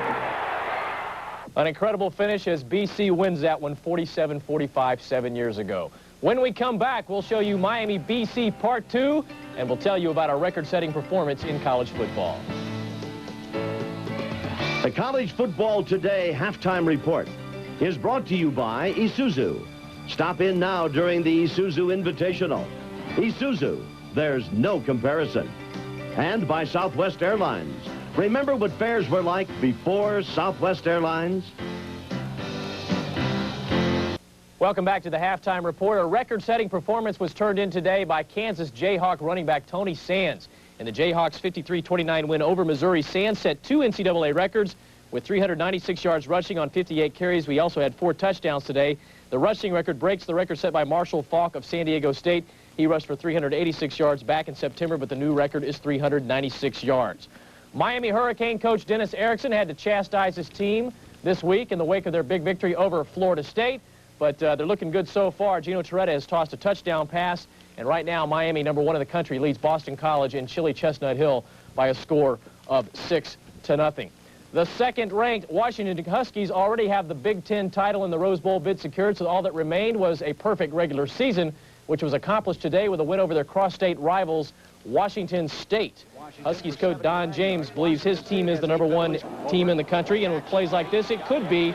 Billy Joe Hobart airs it out to Orlando McKay. He goes 69 yards for the touchdown. The point after was blocked, but the Huskies had a 6-0 lead.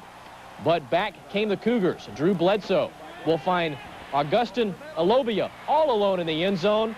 The Cougars made their extra point. They had a 7-6 lead, but in the second quarter, Cougars driving. Bledsoe's pass is tipped in the air. Walter Bailey comes up with it.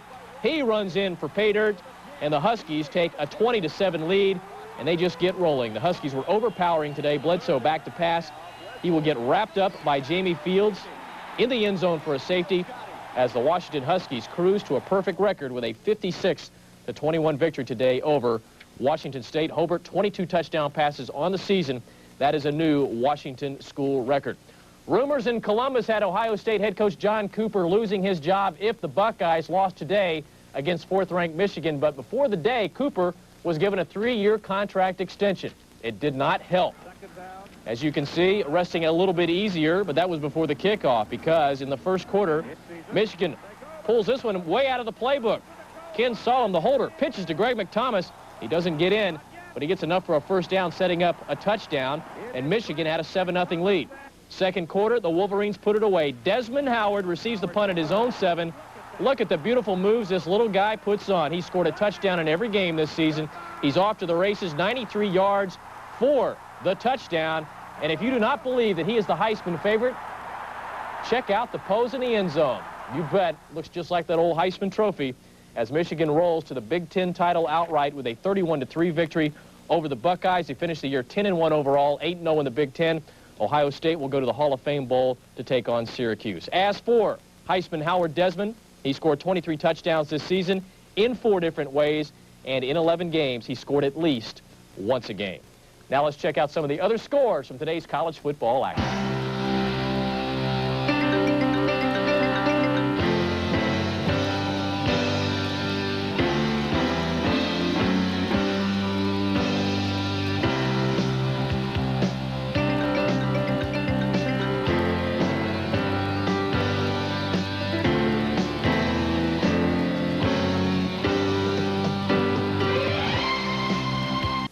Welcome back to the halftime report. Up in Northern California, the big game is always the annual battle between the Cal Bears and the Stanford Cardinal as they play for that action. They were talking some trash before this one even kicked off, but it was backed up with action on the field. Mike Pulaski drops back, puts it up top for Sean Dawkins. 66 yards on the play as he dances and prances his way to the end zone. That tied the score up at 7. Second half, Stanford up 24-14. Sophomore quarterback Steve Stenstrom hits Brian Wetnight on the fade pattern. Great catch for the touchdown. Stanford up by 17. Then the big man would salt it away. Touchdown, Tommy Vardell rumbles. 15 yards for his 3rd touchdown of the game and his 20th of the season. A new Stanford single-season record as the Cardinal win big. Final score of 38-21. That was an upset because Cal was ranked number 7 in the country. Stanford was ranked number 21. Vardell, 182 yards rushing to go with the 3 touchdowns as Stanford win 7 straight games to finish the season at 8-3. They're headed for the Aloha Bowl. Down in the SEC, Kentucky and Tennessee's annual Gridiron Affair is played for the rights to a beer barrel. Now, whether the loser has to fill it up is not known by anyone on our staff, but here's what happened in the ball game. The 10th-ranked Volunteers and the Cats playing in Lexington. Third quarter, ball's up 9-zip. Tailback James Little Man Stewart was the big man today, rushing for 149 yards, including this 9-yarder right into your living room. Tennessee up 16-zip. Fourth quarter, Cat coach Bill Curry cheering his team on. Harris C. Walker gets the call up and over the top for the touchdown. Johnny Majors looking a bit concerned. Kentucky only trailing 16-7, but late in the game, the Vols put it away. Ryan Hockman back to pass, the pressure by Chuck Smith. He gets the sack, his 11th of the year, as the Vols win ugly, but they still win. The final in Lexington was 16-7. The Vols come up with a victory. Stewart, as we said, 149 yards rushing. John Beeksport had 3 field goals for the Vols. Virginia taking on Virginia Tech. The Cavaliers were fired up, especially quarterback Matt Blunden. He throws 3 touchdown passes, and this one to Aaron Monday also broke an NCAA record of 223 straight passes without an interception on defense. Chris Slade was a nightmare for Tech quarterbacks. He had 6 sacks on the day all by himself. The Cavs led at 17-0 at the half when Gerard Washington would take in the second half kickoff. Looking a lot like Desmond Howard here. He is just straight flat out off to the races. 90 yards for the score as Virginia runs away with this one. The final score was 38-0. The Gator Bowl-bound Cavaliers beat the Hokies for the 4th time in the last 5 years. As for Matt Bullseye Blunden, some incredible statistics this season. Not once did he throw an interception, 231 consecutive passes without getting picked off. That is quite phenomenal. And coming up later on Prime Takeover, we just want to remind you the Arizona State game. That is our Pac-10 game of the week. But coming up next, the second half of UCLA against USC. I'm Glenn Walker. Enjoy the rest of the game. College Football Today halftime report has been brought to you by Great Western's family of companies, $40 billion strong, and by Coors Light. The Silver Bullet is the right beer now. Welcome back to the Coliseum here in Los Angeles, where the Bruins lead the Trojans 17-7. Our halftime scoreboard brought to you by Southwest Airlines. Remember what fares were like before Southwest Airlines? 17-7, the Bruins, and one of the big plays for Kevin Williams, a 72-yard scamper, all part of an afternoon so far of 133 yards. One play, 72 yards. Running the option, Tom Ramsey, and did they run it beautifully? Tommy Maddox taking the ball down the line of scrimmage, pressuring the defensive end, and flipping the ball out to number 20, Kevin Williams, who just utilizes his speed right here and outruns the Trojan defense. 72 yards en route to an afternoon of 133. Second play, this one the controversial one, 90 yards in 17 plays. And the 6th play from inside the 2-yard line found the reserve tight end, Brian Allen, recovering a fumble. Big-time decision by the officials. The ball rolling around in there. Watch Allen. A moment later now, number 86 will just reach in, pick up the ball, and say it's his. Well, there you are. Really a great play. Maury Toy, the one that fumbled. Brian Allen, the opportune one, coming out with the ball. After the Trojans had fallen behind 17-0, 7 plays, a 67-yard drive, and a 13-yard pass from Reggie Perry, his 2nd of the year, to Conway, his first ever touchdown reception. This is just a jump ball, and Lambert actually has him covered fairly well, but he throws it short behind him, and Conway, Kenny comes up with it. Kenny Stabler used to do this all the time, throw it short, he ends up coming with the football. The statistics are right in the hands of the Bruins. 12 first downs to 6, rushing 172 to 47, passing 109 to 88, total yardage 281 to 135. Each quarterback has been intercepted once. 39 plays for the Bruins, 28 for the Trojans, and UCLA has had the ball 20 minutes as compared with barely 9:59 for the Trojans. Well, welcome back to the Coliseum. I'm Tom Kelly. You'd think this isn't togetherness.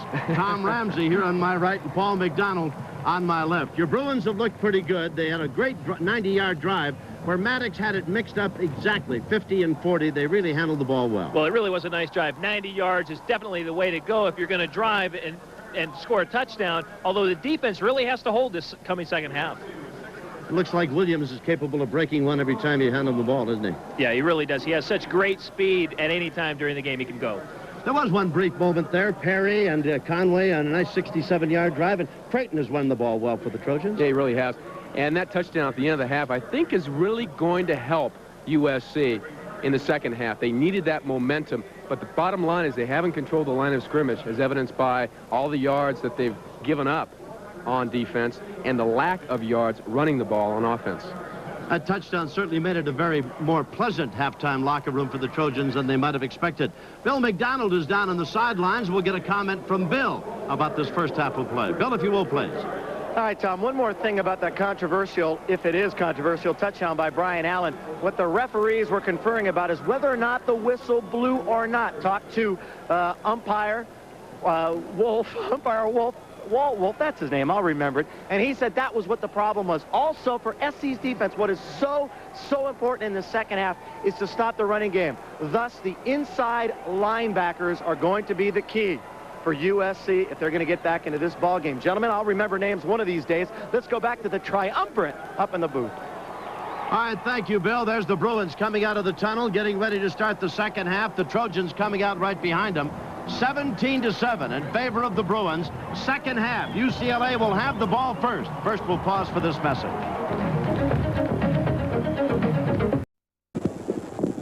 On here. Bruins will have the ball to start the second half. They're huddling down below, 17-7. They have a 10-point advantage here at the intermission, and they've dominated this first half of play. I have a trivia question for you, brought to you by Isuzu. The Isuzu trivia quiz is, who are the only 4 running backs to rush for more than 200 yards in the SC-UCLA series? I can tell you it wasn't Ramsey and McDonald. Maybe a minus 200. That gives you a bit of an edge. We'll tell you a bit later on. You can probably guess all 4 of them. I'll give you a clue. 3 of them won Heisman trophies. Larry Smith looking on. His team down 17-7. Smith has been in this position, as far as he's concerned, far too many times this year. Down at halftime, forced to play catch-up. And the Trojans will kick off to UCLA.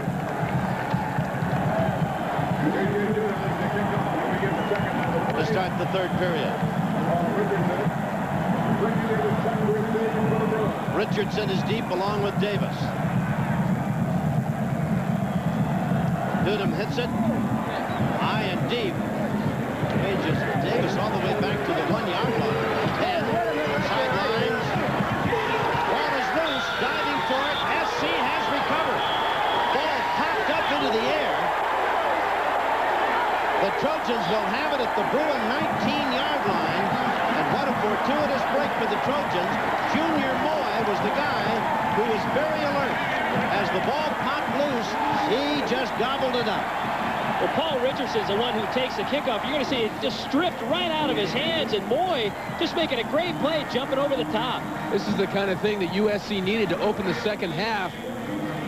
Play opportunistic football. Get a turnover, change that momentum. This carries over from the first half. They scored that touchdown, and now they might be able to take another one in. Never have a better chance to get some more points on the board. First down at the 19. The pitch to Creighton. Creighton will get it to about the 16-yard line, maybe the 15 before he's inundated. Malone was one of the first of the Bruin defenders to hit him. Creighton is deceptively big. When you look at him, first of all, you don't realize that he's the biggest of the running backs. In that regard, he's about the size of O.J. Simpson and Marcus Allen, and upon occasions looks like the two of them, which is great praise indeed, because they're 2 of the greatest runners this game has ever seen, or any game on that end. Wide to the left is Travis Hanna. Second down at the 16-yard line, and about 7. Perry up under center. Gives to his fullback Bender, who plows straight ahead over the right side to about the 12-yard line. We'll bring up third down and about 3. Clyde Kelly, they say, leading the defensive unit for UCLA, and Chilinsky. Well, you got to believe this might be 4-down territory here, not take a chance on a field goal, so they got 2 downs to get a first.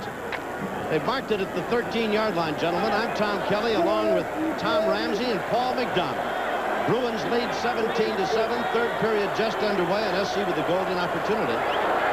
Claw their way back into this ballgame. Creighton straight ahead. See where they mark it. Short of the first down at the 11, which brings up 4th and 2 at the 11. Now then, you're going to go for 3. Here comes Dudum.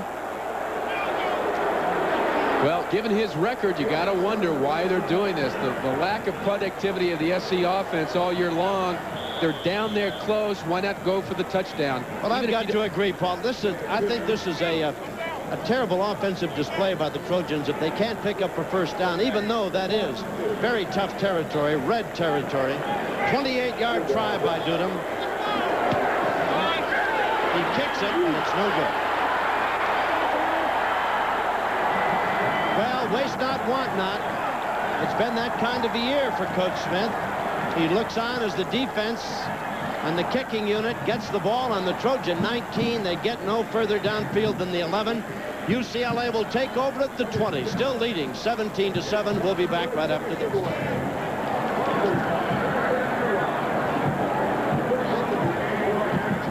Rolling back as if to throw, was hit and nailed for a loss by Stefan Pace. And that's going to take it back from the 20-yard line where UCLA had a 1st and 10 back to the 14-yard line. It'll be 2nd and 16. Here's another look at it. You can see Pace coming in on a blitz. Maddox doing a toe dance, and down he went.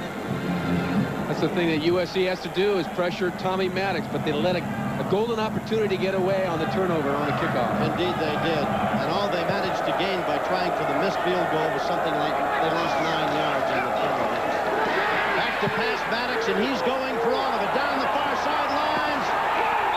Incomplete. What a battle across the way. Back there defensively, as Richardson was the intended receiver, was Calvin Holmes, who has 1 interception already and is making this truly a bowl game for Calvin. He's been burned a couple of times this season. Well, more than a couple, really, but he's been playing beautifully here today.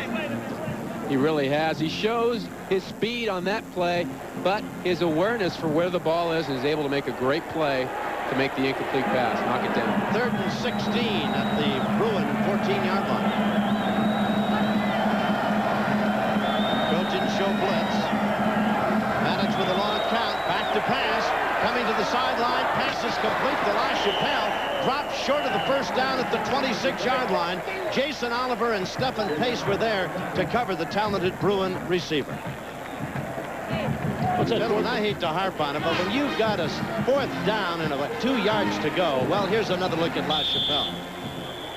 Yeah, going back, LaChapelle right there making a fine play, but going back to your point, Tom Kelly, you have a 4th and short SC offense, really wasted an opportunity. I mean, if you miss it, the Bruins are going to get the ball at their 10, perhaps, huh?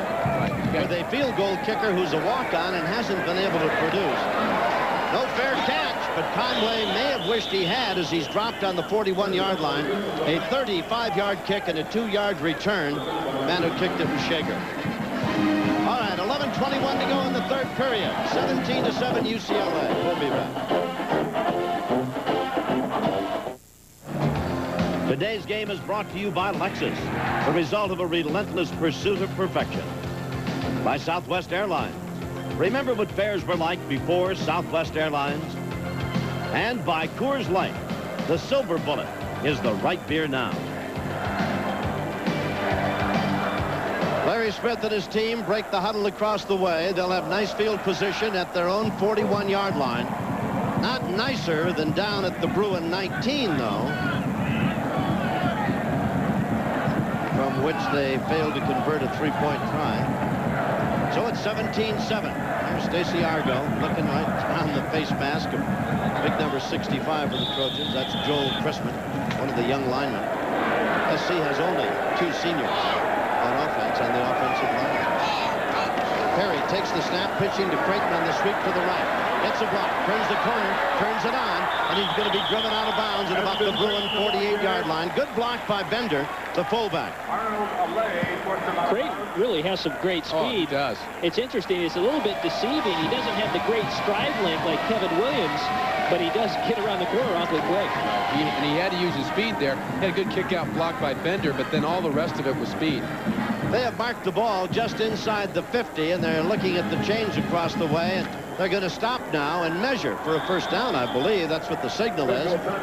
You know who he reminds me of, Tom Kelly, is Dwight Ford. Yes, I can remember Sudden Ford. Yes, indeed. Don't you think? He went 94 yards once from one of the longest touchdowns in SC history. Yes, yeah. Might have been in the Bluebonnet Bowl back in 77. Could have been. First down for the Trojans. First and 10, and the ball is at the Bruin, call it the 49-yard line. 54 yards and 8 carries. Thank you, Dennis Benishian. That's the latest statistic on Esdras Creighton. My friend Bob Burt, who coaches Cal State Northridge, told me prior to the start of the season that Trojan football fans would like this kid Creighton if they ever gave him the football, and he has proved to be a prophet, at least in the last 2 football games when Creighton has had an opportunity to play. First down for SC. Ball inside the Bruin half of the 50. There's a quick snap to Rodney Peete. Didn't fool anybody. The line, excuse me, Rodney Peete, Reggie Perry. The line did not move. Just the center Gibson and Perry. That's SC's version of the fumble-rooski, I guess, Paul. Or the freeze play that UCLA ran so effectively. Nobody moves. UCLA jumps off sides, I guess. Hard to tell there, but they only got a couple. They snapped the ball soon, and then, they had a blitz look there. Maybe Reggie was trying to go to an audible play, and the play got fouled up. At any rate, the ball is at the Bruin 46, second and 7.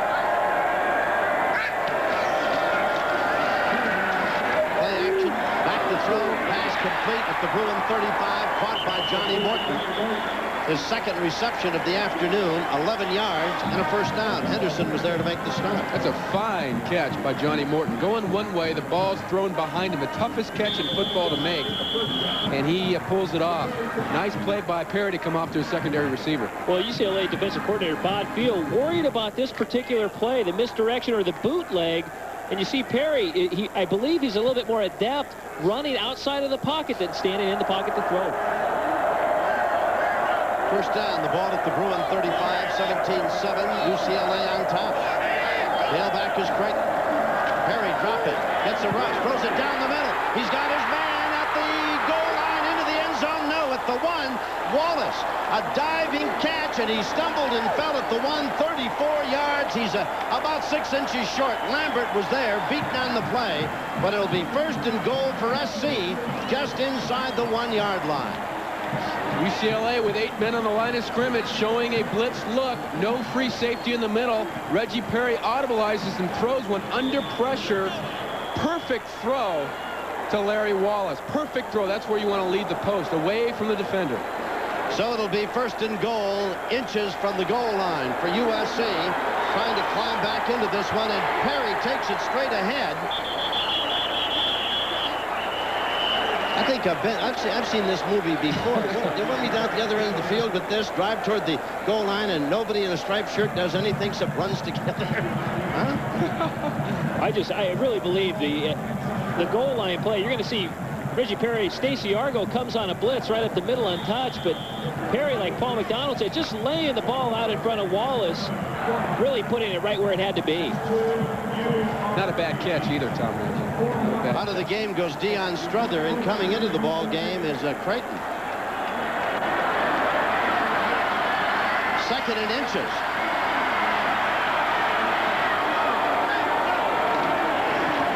Perry goes over the top and scores this time. Over the top for the touchdown. And quite suddenly, with a lot of time left, 8:50 in the third period, SC's back in this football game, gentlemen. Well, they really are. They've had the momentum from the touchdown at the end of the first half. Got the fumble, did not convert that, but they have driven the ball here in the second half and moved it very nicely. Here's another look at it. This climaxes a 58-yard drive that took 6 plays. SC has gone 67 yards and now 58 yards. Missed another golden opportunity moments ago. We'll see about Dudum in the try for the PAT. Down, he hits it. Up, it's good. 17-14 with 8:50 remaining in the third period. Got ourselves a football game. We'll be right back.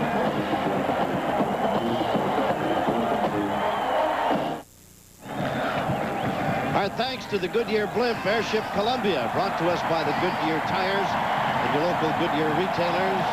Joel Chamberlain is at the controls, and Richard Morkel is the cameraman, giving us some beautiful shots of the City of the Angels.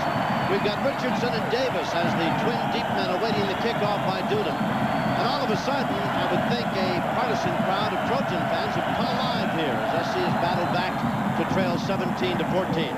Far side, kick taken by one of the F-men who takes it over the 25 out to about the 26. And that would be Brian Tye. Tye is the man who brings it back, and Oliver's there to make the tackle. Well, that time he didn't fair catch it, right? No, he didn't. He did before, though. Yeah. I really don't think UCLA wants a linebacker returning their kickoffs, but Brian Tye seems to have been the man a couple times tonight. Well, I think that's as far as Dudum could kick it off the, the kickoff. That's Tom Ramsey and Paul McDonald, ladies and gentlemen. I'm Tom Kelly. Bill McDonald's on the sidelines. UCLA leading 17-14. Maddox takes over at his own 27-yard line. Out of the shotgun. Down with protection. Back to throw. Dumps it off. Complete behind the line at the 25, 30, 35-yard line. Maury Toy, fullback, takes it out to the 35. A nice gain. Bill McDonald on the sidelines. A comment, please. Tom, that time a little dump off to Maury Toy, but what SC is doing well, their cornerbacks are playing the UCLA wideouts extremely close, bump and run. Rick Neuheisel, UCLA receivers coach, adamant about his guys moving the corners outside, then beating them inside. Let's see if they can do it on this drive. Out of the shotgun, second down at the 35 for Tom Maddox. Hands off on a delay, gives it to Kevin Williams, who's over the 35, maybe the 36, not quite to the 37. In fact, not quite to the 36, so it's going to be third down and call it 1 for the Bruins. Matt Willig, one of the few seniors on this USC team, made the stop. Out of the game comes Moore, and Richardson checks in at a flanker spot for UCLA. 7:45 remaining, third period. 17-14 UCLA. Third down time for Tom Maddox. Third and about 2 at his own 35.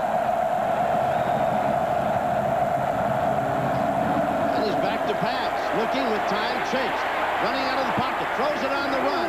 Pass is complete at the 41-yard line, and it'll be good for the first down. Maddox hitting Adams, and the Bruins will have a first down. Well, Adams hasn't been used a lot on the entire year, but he's had a hamstring problem right there. Reggie Perry, who scored the last touchdown there for the Trojans, but Tommy Maddox doing a fine job that time, being flushed out of the pocket and finding Adams for the first down. First and 10 at the 40 for the Bruins.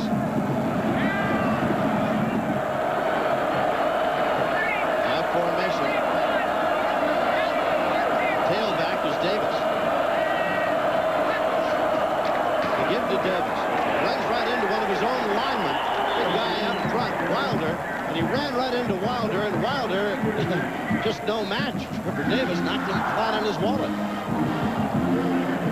Yeah, Wilder is not going to like that. Go back in the huddle and don't run up my back. I'm trying to help you out there, buddy. USC, when things are going good on defense, on offense, defensively, they play very well. They're playing very tough right here against UCLA. A fine UCLA balanced attack. Second and 10 at the Bruin 40.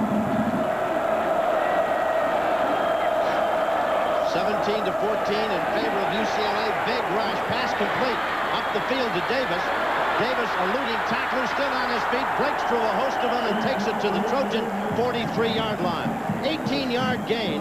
Not to minimize the fine run by Davis, but some terrible tackling by the Trojans, who have been guilty of that many times this season. One of the Trojans shaken up and down on the field. Yeah, really the guy who set the play up, I think Paul will agree with me, Tommy Maddox doing a great job getting rid of the ball at the last second to the scat back Ricky Davis. That's Mike Salmon, who's injured. Sophomore safety. The ball will be at the Trojan 43, and the Bruins will have another first and 10. Checking back in is Kevin Williams for UCLA, and Davis will be going out. Well, you hate to see him work on your legs anytime. But he had a bruised thigh coming into the ball game, Paul. He got a real shot in the game against Arizona last week. Willie McGinnis is shaken up a bit. I think it's just a cramp over there. Here's another look at where Salmon comes up with the injury. Ooh, Hollenquist really popped him. Well, leave it to your own man. You're going to see a nice shot. Number 24, he and Ricky Davis prancing back and forth, and Paul said Hollenquist, and right there, boy, he just gets rocked. Wow. You got it. Mike should say, hey, I'm on your team, buddy. Maddox is on a roll. He's completed 10 of the last 11 quarterbacks. All right, the Los Angeles Lakers will take on the Milwaukee Bucks tomorrow night live at the Great Western Forum. Catch all the action. Lakers trying to get to the top of the Pacific Division. You'll see it live on Prime Ticket tomorrow night, 7:30. Watch it. Ball is at the Trojan 43-yard line. First and 10 for the Bruins. 17-14. The Bruins lead. Third period, 6:11 to go. Whoops. You see a bit anxious. Maddox probably changing up at the line of scrimmage. Gives to the second guy. Williams finds a crease and slides to the 40-yard line. A gain of 3. It'll be 2nd and 7 at the Trojan 40. Matt Gee there on top of the quick-footed and very elusive running back for the Bruins, Kevin Williams. Yeah, really, once again, just a straightaway handoff to Kevin Williams. I'm surprised he's not really trying to bounce it outside that time. He just took it right between the tackle box and really just trying to grind it out up front. Thought you were going to get a protect them and block them up and throw a post because USC came with a blitz. They feel like they've got to blitz because they're not physical enough to play base defense and stop this team. Maddox operating out of the shotgun on second down, and again he hands off to a running back, and again Williams. But the Trojan defense a bit more alert to this play now than they have been, at least in the first half. Williams dropped for little or no gain, and that'll bring up a 3rd and 7. The ball still at or around the Trojan 40-yard line. That time the Trojans with an 8-man front, really keeping a lot of guys up close to the line of scrimmage. Really the defense you wanted to have called against the run on that last play. Well, let me ask you, why are they running? Maddox is 10 of his last 11 throws, Tom Ramsey. You'd think he'd be putting the ball in the air. He's got a hot hand. I would imagine right now Tommy Maddox is going to dial one up. 3rd down at the Trojan 40. SC's got 9 men up on that line of scrimmage, including head-to-head coverage on the receivers. And showing blitz, and Maddox, a long count, gets the ball back, hands it up, no, throws it up the middle, and the pass is complete. Inside the 20, La Chapelle. Well, I tell you, that is some kind of magic by Maddox, who I think changed it up, was almost blitzed and sacked and got it away to La Chapelle, running a one-on-one route. First down for the Bruins. What a great call. Tommy Maddox really under the gun right here. Everyone's coming, the kitchen sink. He has an uncanny ability to find number 88, Sean La Chapelle, but he knows right where he's going to be. La Chapelle, good for the first down. Kevin Williams with a nice block on a linebacker on the blitz. First down at the 18. Bruins started this drive on their 27-yard line. Handoff, Williams diving straight ahead, gets to the 17. He'll get a yard. It'll be 2nd and 9 at that point. The clock shows 4:01. Bruin fans love it. They're on top, 17-14 here at the Coliseum. We're in the 3rd period. Well, it has been a game like most of the games in this series, and I've been privileged to see over 30 of them. There have been a stinker or two tossed in along the way. You got to expect that, but by and large, these have been great confrontations. SC has a lead in the series, 34 wins to 19, 7 ties. Play action, Maddox the throw. He's got time, and he's going in the end zone. Too far. Not even La Chapelle could pull that one in. And if he had, and you can tell by the way Maddox has hands on helmet, then he would have been out of the back line of the end zone. Well, once again, it's the same play they tried in the first half. They have in and out coverage on La Chapelle, who's running a corner route. You're going to see Tommy Maddox just overfiring that time to La Chapelle. You don't want to make your living trying to throw into double coverage. I don't care who you are and what receiver you got. That time he should have come off to a single receiver. But, you know, USC is disguising that pretty well, Tom. The blitz, man-to-man, or double bracket on La Chapelle. 3rd down and 9, and Maddox, I think, is going to use up a timeout. Charge timeout, UCLA, number 1. That'll give the Bruins 2, and that might be a precious item when you get down to the closing moments of this game. 3:28 remaining in the 3rd. 17-14 Bruins. We'll be back after this.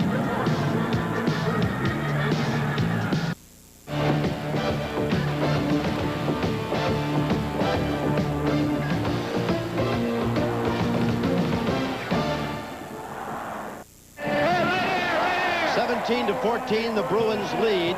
Ball is at the Trojans 17 with a 3rd and 9. A drive started back at about the 27-yard line by UCLA.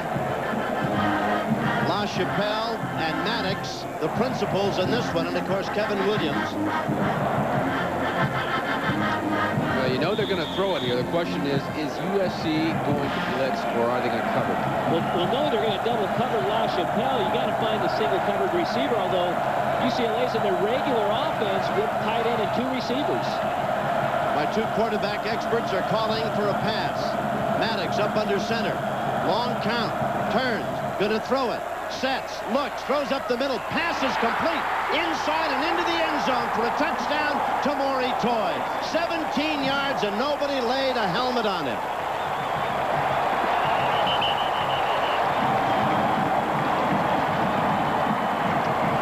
Just a great call by the Bruins this time. They stay in their regular offense. Maury Toy, the fullback, you're going to see him sneak through the left side of your screen. He just runs a little delay route, beats his man, Maddox. The ball's behind him, but Toy beats Gee into the end zone. What a great call by Coach Homer Smith. They had a little moment to think about it. A great use of a timeout. A super call. It looked like USC was doubling outside, and that's where they go, right? They go to their outside guys. Richardson, LaChapelle especially. And in that situation, when you're playing man and you're doubling outside, you want to go to your underneath guys, your backs, or maybe your tight end crossing. That's exactly what they did. Maddox hitting Toy. For Toy, his 2nd touchdown through the air this season. It gives the Bruins a 23-14 advantage. That is Matt Gee, senior linebacker for the Trojans, and he was actually hit as Toy went by him. Diving to try and nail the elusive Bruin runner was Jason Oliver, and Oliver hit Gee, and down he went. Maddox's first touchdown pass in the last 4 games. That drive, 11 plays, 73 yards.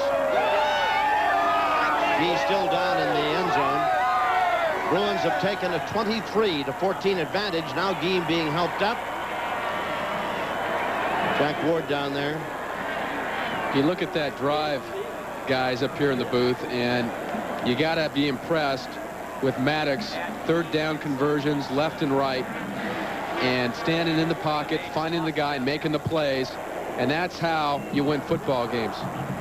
Well, right there, Matt Gee, you see how he gets hurt. Ooh. It's Jason Oliver, number 4, his own man, who puts a big hit on his knee. That's right. And he landed on it. Landed on his stumbling knee. Off the field.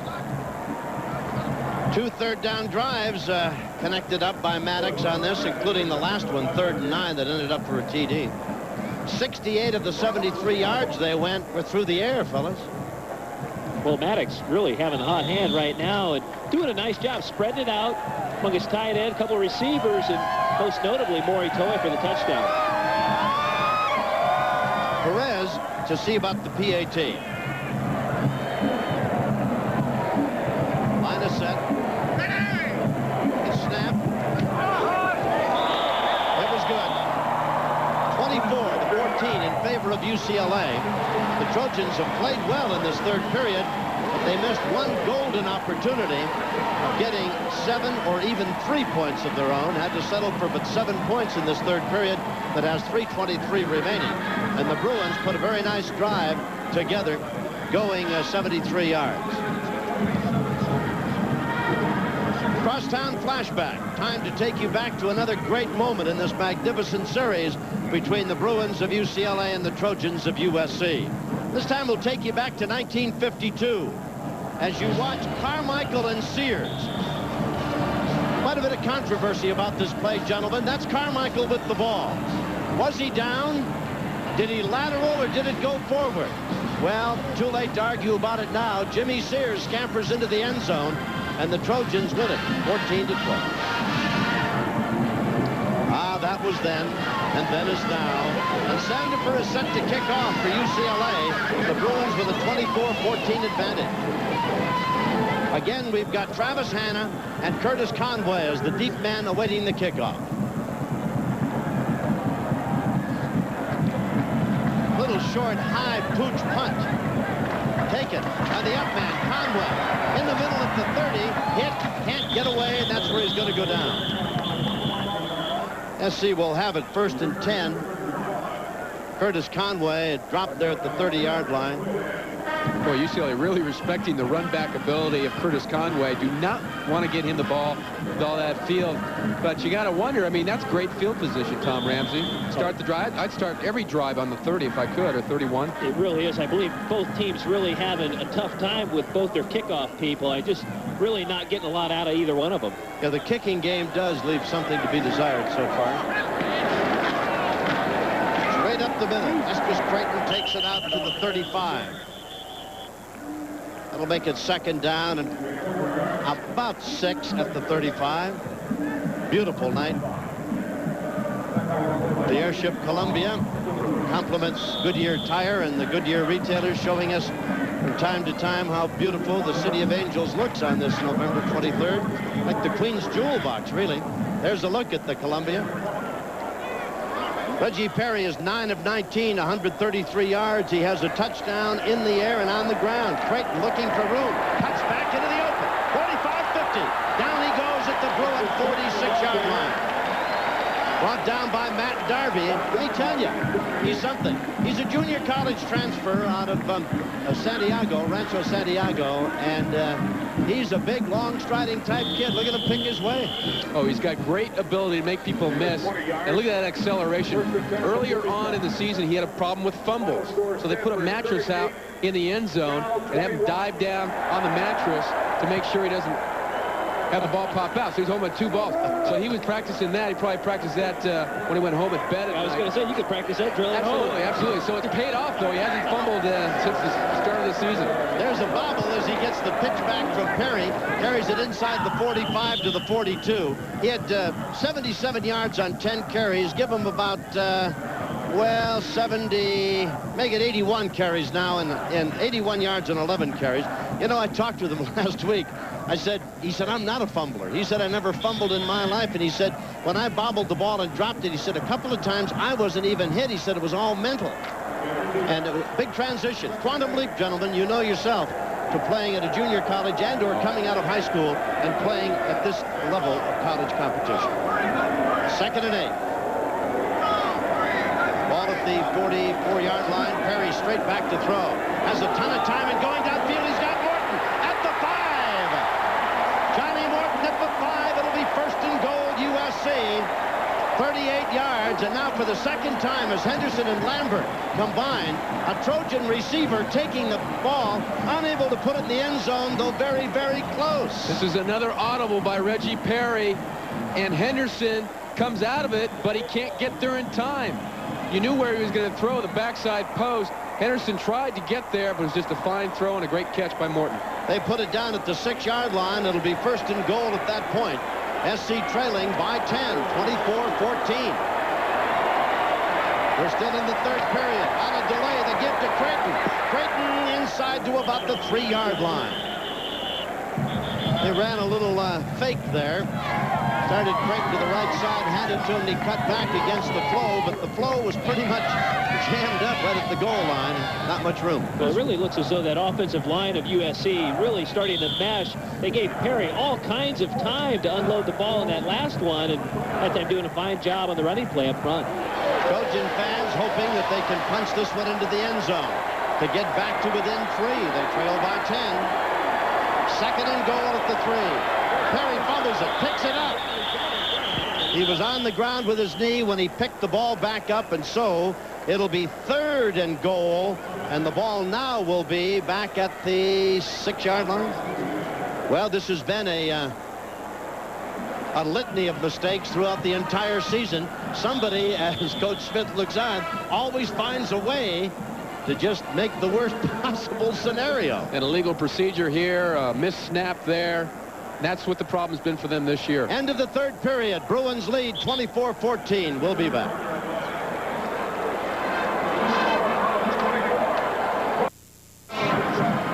Third down and goal. We start the fourth period with the Trojans on the Bruins 6-yard line. UCLA up by 10. And a great look at the Grand Old Lady, the Coliseum, on a beautiful November evening here in the City of the Angels. Well, guys, I guess the first thing is handle the snap from center. Now, what are you going to call for the Trojans here? Assuming you get the snap from center, I like rolling Perry out, give him the option of running or throwing the football. We shall see what we shall see. How about you, Ramsey? Do you concur? He's in trouble, throws it, caught in the end zone by Yanni Jackson. Jackson's second touchdown catch of the year. Perry's third touchdown toss, a 6-yarder. And I don't know if he rolled out, but I do know SC put it in the end zone, Paul, so I'll give you at least half a credit. Give me half credit on that. It was a nice play by Perry. He wanted to go the Creighton in the flat and a little pick play, assuming UCLA was playing man coverage, but they covered him. They played zone, and he comes off nicely to his secondary receiver, Yanni Jackson. Let me tell you, Perry has scored one with an over-the-top and thrown 2 touchdown tosses here. And one has to admire his own personal attitude at being sidelined last week and not starting, to be that mentally aware and ready to play this, probably the biggest football game he's ever been around. No question. To play like he's playing it, a lot of guys would go in the tank. A lot of guys would say, hey, you know, it's not my team anymore, and I'll just go out there and go through the motions. But he wants to play well, and he tries hard. He's a good guy. His problem, I think, most of the year has been more mental than physical. Well, and I think we brought the subject up on several telecasts, and I noted that Tom Ramsey asked you about it today, whether or not some of the plays were badly suited for him as well on some of the drives. Yeah, I think it's really possible to overcoach an individual, and Reggie Perry looks more like the natural athlete. You want to give him maybe a little less on the game plan and just let him play against the defense. Let him react. What a pretty baby. All right, 7 plays, 69 yards. 24-21. Today's Quarter Notes brought to you by Great Western's family of companies, $40 billion strong. Richardson fumbles. SC fails to capitalize. Morey Toy gets a touchdown toss. Reggie Perry gets one. Third quarter yardage. Trojans 159, UCLA 79. That does not surprise me, Tom Ramsey. SC all year long has somehow just left a wake-up call for the third period. I don't quite understand it. Neither does Paul McDonald. We kept saying that Coach Smith should give us halftime talk before the game, but evidently he hasn't done that. They do come to play in the second half. Richardson and Davis await the kickoff. Not all that deep. Coming to Richardson out at the 10, 15 in a pile of people. And down he goes at the 24. And I'm sure our viewers saw a lot of arms in there trying to pop that football loose. Junior Moy, who had an interception on the kickoff in this third period, or I should say a fumble recovery, was one of those in there on the tackle. Now, the veteran team that UCLA's offense is, it'll be interesting, Tom Ramsey, to see how they respond and what they do. This is a critical series for them. Oh, it really is. Tommy Maddox, we'll see how he guides them. Tommy really still a youngster back there, but really has matured over the course of the last 2 years. He took him 73 yards the last time they handed him the football. Little play action, he's back to throw. Airs it out on the far side, a diving, acrobatic, beautiful catch by Richardson. 13 yards. Here's Bill McDonald down on the field. All right, Tom, bad news for USC. The shirt says have faith and fun and beat UCLA. He's not out on the field. His name, Matt Gee, out for the game with a sprained knee. Big leader for the USC defense. They're going to have to replace him here in the all-important fourth. Let's go back upstairs. All right, and the really big disappointment is that Matt Gee is a senior, and this will be his last game regular season for USC. I'm sure he knows how badly he wants to be in there for the second half. There's a little shovel ahead to Williams. Trojans are waiting for that, and they stop him at the 36-yard line. Gain of 1, 2nd and 9 at the Bruin 36. That's an awfully tough call there. They had a shovel pass on, but really they're going to the wide side of the field. The SC defense slanting that time to the wide side of the field. Really not the right play, dialed up. Exactly right. You read the outside defensive end. If he goes upfield, you pitch it. But they had all the lanes filled on that one. In replacing Gee is Brian Williams, the freshman from Dallas, Texas. I formation, 2nd and 9. Tom Maddox at his own 36. Play action, back to throw. Has time and airs it out deep downfield. It is going to be tipped away. If Stephon Pace didn't put a hand on it, Henry would have had the foot. Excuse me, Holmes would have had it for still another interception. And Tommy Maddox that time really caught once again throwing into double coverage, trying to get Paul Richardson on a post, and what you couldn't see was the strong safety number 9 right there. Stephon Pace turned when Richardson was going to the post and therefore created a double coverage right there, and Calvin Holmes almost coming down with an interception. Would have been his 2nd of the night and his 3rd of the year, but it would have been 3rd down and 9 at the 36. LaChapelle in the slot left. Long count by Maddox. Sets to throw, steps up, gets rushed, gets hit. Down he goes. He had all the time in the world, it seemed, but credit the Trojan secondary, I would guess, quarterbacks, to taking away any possible receivers, and Terry McDaniels jerked him off his feet as he went by. Well, he had some time for an instant while he set up, but obviously he couldn't see very well, so moved up to see better, and that's when he was taken down. LaChapelle went right around Hollenquist. He was open on that one if he had time or could see him. Well, that's a tough cover for a linebacker, Sean LaChapelle, I'll tell you. Even though Hollenquist is a player of considerable talent. Back to kick, Shager hits it, a very high hanger. Fair catch is the signal, taken by Curtis Conway. 38 yards, no return. SC will start at the Trojan 25-yard line. 12:56 remaining in this one. The Bruins lead by 3. We'll be back. Joel Chamberlain at the controls of the airship Columbia. Compliments Goodyear tires and your local Goodyear retailer. There's Joel. Hi, Captain. Doing a nice job. Cameraman is Richard Morkel. And we're indebted to you, gentlemen, for some beautiful shots here at the Coliseum on this Saturday afternoon and evening. SC first down at its own 25-yard line. Down by 3. Interesting stat Dennis handed me. Last 7 passes attempted by Reggie Perry have been complete. He's looking for all of it. Going down the side to Morton. Too far off the field of play. Big coverage down there by Henderson. Morton had a lot of company. Well, he got greedy there, Tom. He did. There were double coverage on Morton, but he had all kinds of time, so he figured, well, why don't I just throw one up? That's where you've got a little bit of the inexperience, where you pull it down and you find another guy. If you get 5 or 6 yards, that's okay. You're looking at 2nd and 4, not 2nd and 10. Number 9 is Henderson. Number 16, Reggie Perry. Not Rodney Pete, as I named him about an hour ago. Same He's number. not Paul McDonald either. Same number. They hand it off on a delay, and boy, the Bruins are waiting for Estes Creighton, and they drop him for a loss back at about the 23-24-yard line. Brian Kelly, number 65, really playing solid football for the Bruins. Really his first season that he's really been injury-free. I know Coach Bob Field, they've wanted the big kid from Torrance to really play to his full potential, but right there he's really making a big stop for the Bruins. Literally no place for Creighton to run. It was nothing but blue shirts and white shirts in front of him, and he had no place to go. And now into the game comes Wallace. Wide to the left is Hanna. Short side of the field is Morton. Perry in the eye. Gives it to his, play act. No, he did give it to Creighton. Great fake.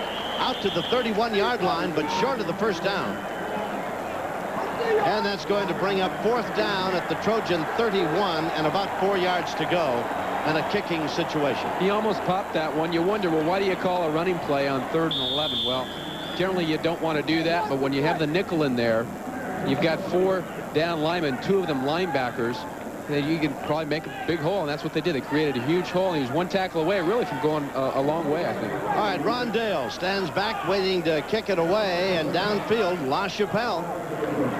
Better snap this time, and a fine kick by Dale drives LaChapelle back to his 24. Starts one way, breaks a tackle, comes back, down he goes at the 27-yard line. 45 yards on the kick and 4 yards on the return, and you have to be impressed by LaChapelle. All right, 11:17 to go in the fourth. Bruins lead by 3. We'll be back.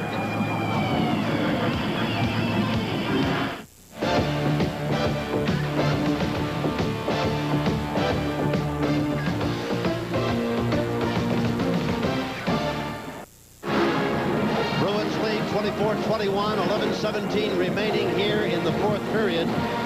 And UCLA will take over with the ball on their, they have it on their 27-yard line with a 1st and 10. Take a moment to thank our crew in the booth here as Maddox checks the sidelines. Tom Ramsey and Paul McDonald, of course, and Dr. Bob Francis, Sandy Nanoff, Dennis Benishian, and of course Mike Shaw. Invaluable assistance. We hope you've enjoyed the telecast so far. And a corker, we think. We didn't expect anything less than when these two get together. Again, Maddox with a long count. Going to pitch that option again. This time Williams is pulled down. That's the play they ran for 72 yards, Tom Ramsey. Didn't work this time.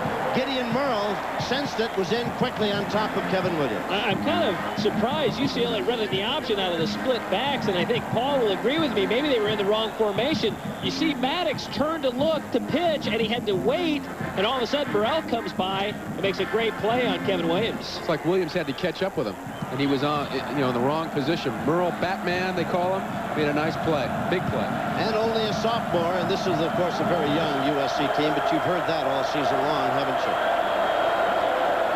Maddox at his own 17 now.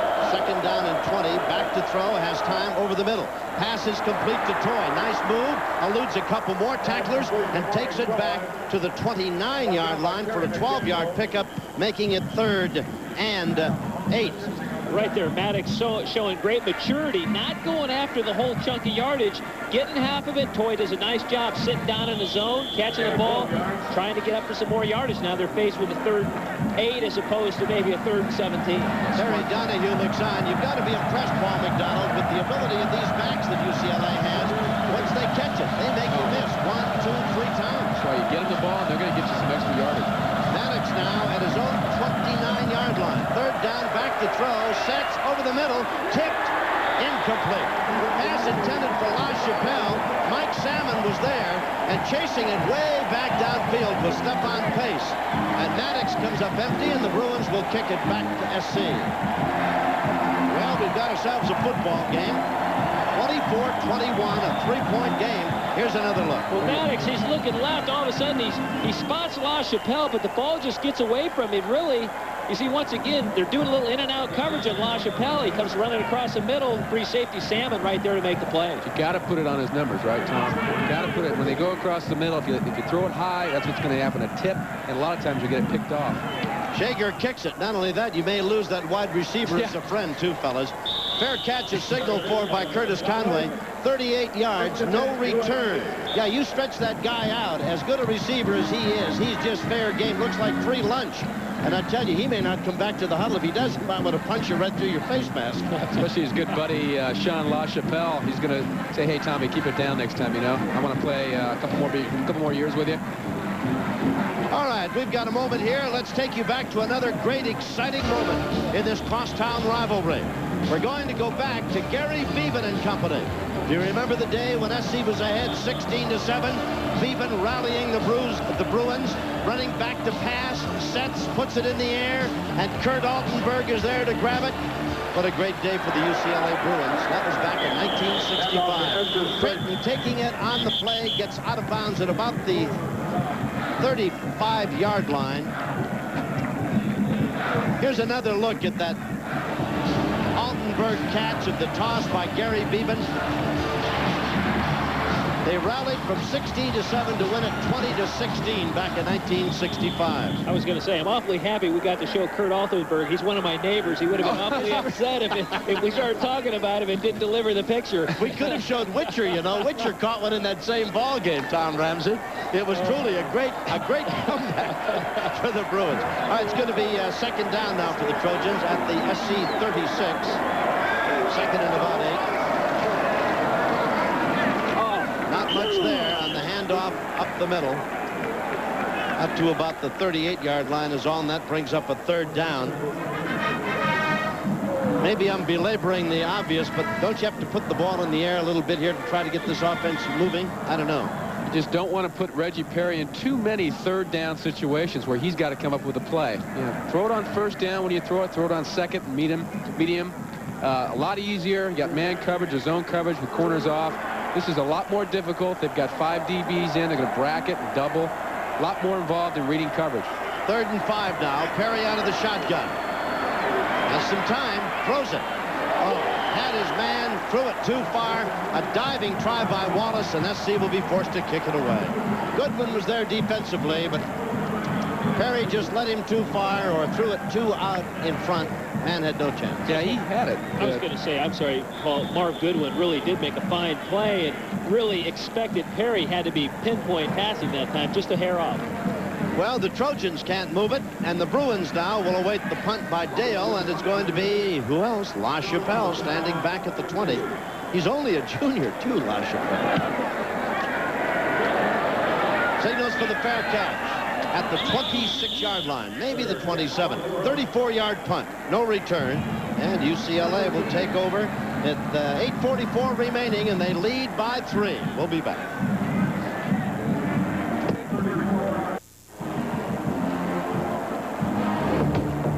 Today's game is brought to you by Mercedes-Benz, engineered like no other car in the world. By Great Western's family of companies, $40 billion strong. And by new Coors Dry, double chilled for a finish as clean as ice.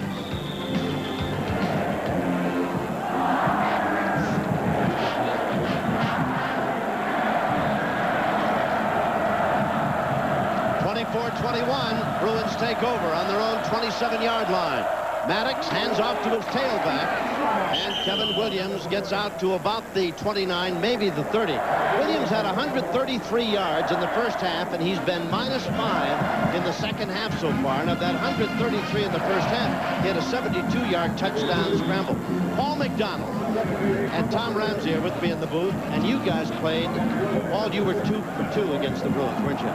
And Tom, you were 2 and 2, were you not? Yes, that's correct. I want you to think about your most memorable, maybe the win. I know Ramsey had 2 victories, and of course McDonald played in that 49 team that was just something else. Quick out down the side, great leaping catch by LaChapelle. Who else?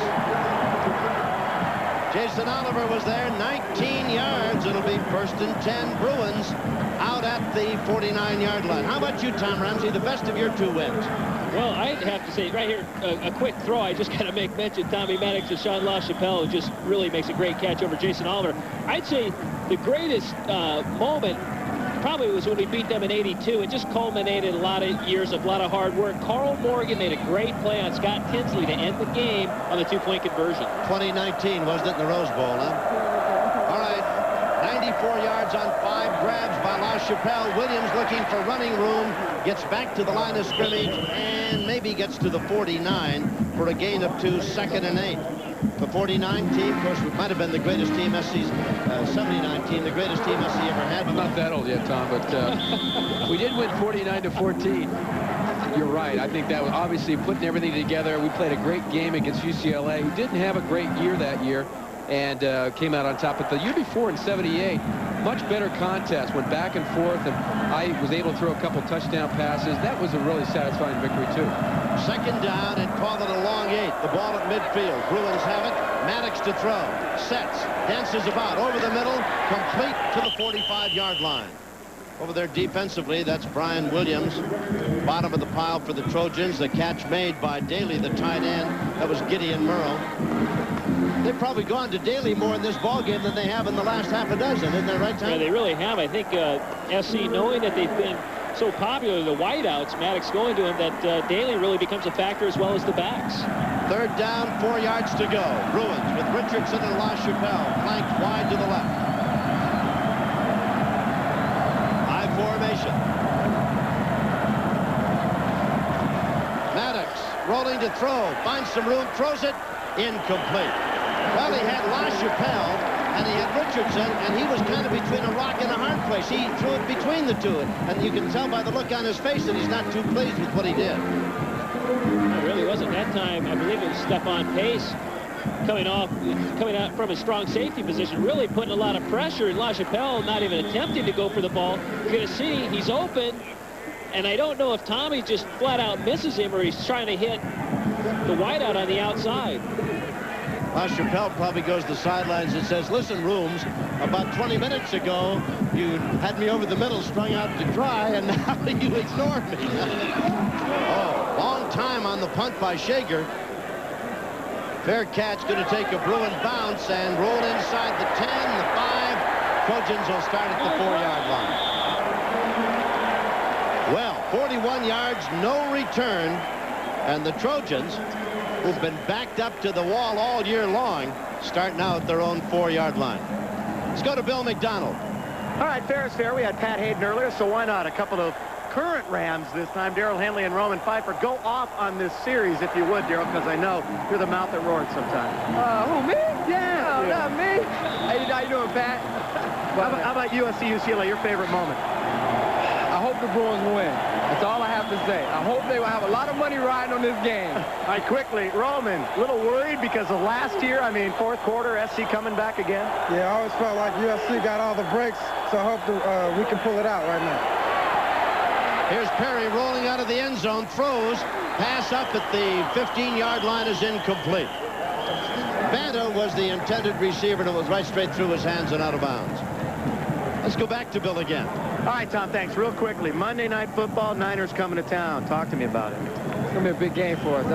This is almost like our first Super Bowl this week, and our next Super Bowl is next week. So, you know, we always play the Niners stuff. They always play us stuff. Big game. All right, Darrell, good to see you. Roman, great rookie year. All right, let's go back upstairs. 84,623 on hand for this one. Another great game, and truly college football's last intra-city rivalry, and what a big show it is. Delay, Creighton, up the middle into the secondary. Whoa, might have been a touchdown-saving tackle at the 15-yard line. Up there to make the hit was Darby, and Esdras Creighton looked like he was headed for the hairstyle end. 100-yard game for Creighton at 185 last week, Paul. Well, he's playing well. Most of those in the third quarter and hit now the fourth quarter, but a great cut to break it inside. That play's designed to go outside. Guard tackle kicked out, and when he saw that hole, he really hit it. Going to bring it into measure. It'll either be third down and inches or first down for the Trojans. Any part of the football. First down. Tom Kelly, you mentioned a minute ago, you asked about great moments. I think Paul will agree. When you play in this game, there's so many great moments. You really can't pick out one or two that just stand out in your mind. The entire rivalry, the stadium just heats up. There's an air about this rivalry that is second to none. And, of course, when you two guys played it, this was everybody's home field, wasn't it? That's right. When you walk out in that field, it's something special. It's a game that has seen brothers play against brothers, Rod and Fred McNeil for a couple. The Reese brothers. Esdras Creighton straight ahead. A lot of people there. Stacy Argo meets him first and stops him after a short carry up to about the 18-yard line. 2nd and 6 at the 18. 5:17. Now the clock becomes an important factor as well. SC trailing by 3. Needs to put a drive of some length, obviously, together to see if they can give Dudum a chance to tie the game. I don't know if it came down to that, whether you'd go for the tie. I don't know. The Trojans are going nowhere this year. They would salvage some part of the season with a 4-7 mark. The Bruins are headed to play Illinois in the Hancock Bowl. You got to go for the touchdown. You go for the win. They just got to get themselves in position to do that. Perry, play action. Rolling back to throw. Pressure over the middle. Caught by Yanni Jackson for the first down. I don't know. Maybe it's the turf. Maybe the routes they're running, but I've seen two guys could have been in the end zone, diving, stumbling, falling down. Here's Jackson down. It's really difficult. Look, Reggie's going to the left. He's throwing backwards to the right. Very difficult, but he keeps the ball down low. It's not going to get tipped, not going to get picked off, and Jackson makes sure that it's not. It just falls on him. So the drive with 4:26 and the clock moving continues. The ball at the Trojan 27-yard line with a 1st and 10. Bruins lead 24-21. Esdras Creighton finds an opening into the secondary. Cut back, needed a block. Couldn't quite get one, but he does pick up 14 yards out to the 41. And a 1st and 10. He goes well over the 100 now, about 114 yards or so. Again, just the ISO play. What a great block. Hole open, wide open. When you double team the inside guys like that, the linebackers and the nose man, you're going to have big holes. I was going to say that offensive line doing a great job locking up with people up front, really handling defensive line of UCLA. And they haven't had teams do that all year long, have they, Tom? No, they've really played each team differently. I'm sorry. That's perfectly all right. Creighton again takes the handoff and runs right into big number 49, and that's Walker, Bruce Walker, who's the middle guard. Creighton getting a couple more as he gets out to the 43. Bruce Walker, it's awfully hard to handle Bruce Walker. He goes about 299 for you up front, number 49 there. And when you say when you run into him, you run into a big brick wall. Creighton's got 121 yards and 19 carries. Bruins lead 24-21. Bit better than 3 minutes remaining in the 4th period, and Perry's on his own 44. Play action, trouble, hit, stopped, thrown for a loss. In there, blitzing, number 43, Matt Darby, and he throws Perry for a huge loss back at the 34. Well, right there, the senior, Matt Darby, the All-American candidate, coming up with a huge play, blitzing off the open corner here to the wide side. They beat UCLA on a number of occasions on the bootleg tonight. Coach Bob Field bringing Darby this time. Darby coming up with a big play. Yeah, by the time Perry turned around, he was in his face. Really couldn't do anything with it. Nobody laid a helmet or a pad on Darby. He was just all by himself. Made you think they had 12 guys on the field. In fact, Perry probably thought they did. All right, now 3rd and 17 from his own 35. Great catch. Travis Hanna. Hanna's got the first down at the Bruin 42. Henderson made the stop. 23 yards, and that is some kind of a gutty call and throw.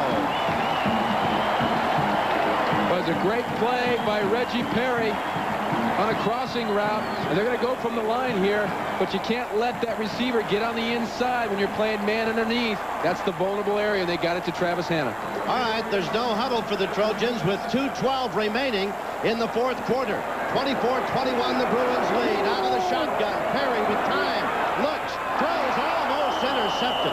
Almost threw it into the hands of Cole, who is talking to himself right now about how could my left hand and my right hand not close on that football. Well, if Randy Cole makes this play, it looks like they've blocked the win pretty well, but Cole is going to remember. Now, he's going to remember this play the rest of his life. I promise you that one. That's part of the trouble with this game, really, if there is a troublesome moment, is that good or bad, whatever happens, you know, you got to live with it the rest of your life, at least for a year, because you're going to see all these guys back and forth, maybe for the rest of your life. 2nd down. They give it to Creighton into the secondary, and he's pulled down at the 39-yard line. It'll be 3rd down at the 39 and about 8 yards to go. 7, and clock showing 1:50, and SC has got 3 timeouts.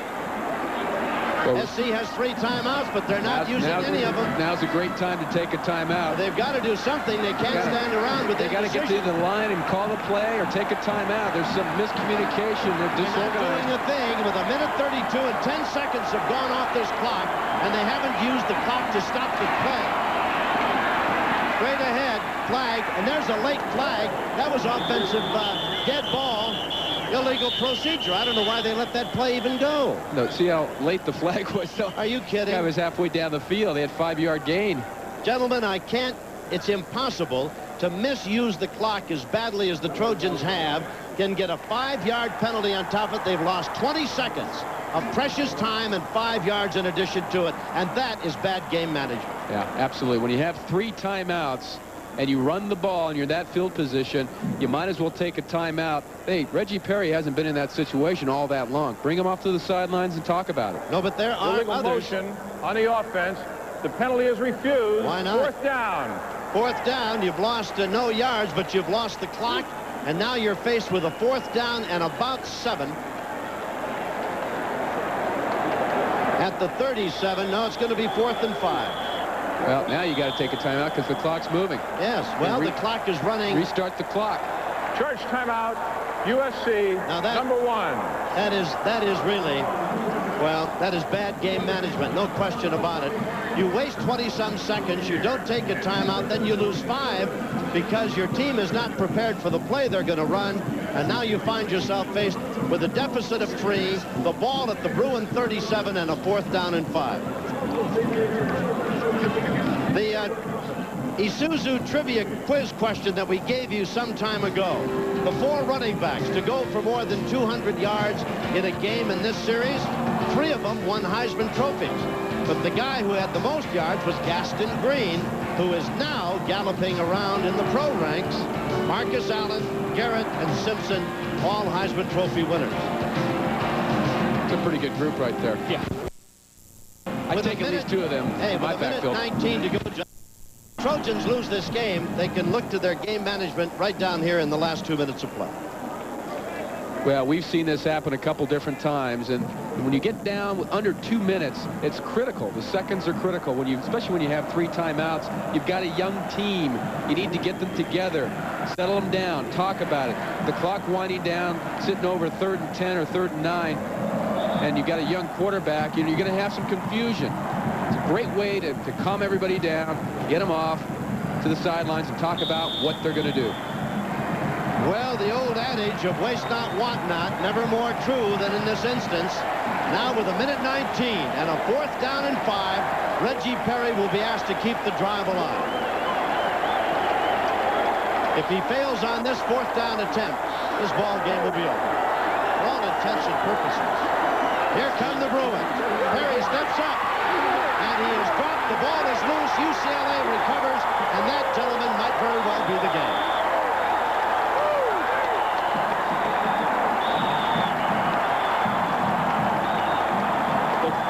Got a whole lot of pushing and shoving going on, and the flags are flying, and we'll have an unsportsmanlike here, I'm sure. Well, credit Arnold Ale. Mr. Ale, number 97, comes by Reggie Perry and just strips him from behind. Mike Shalinsky, number 98, coming up with a football. But Arnold Ale coming out of blitz, making the big play tonight for UCLA. Dead ball. Foul against USC. The player is ejected 15 yards. 1st down, UCLA.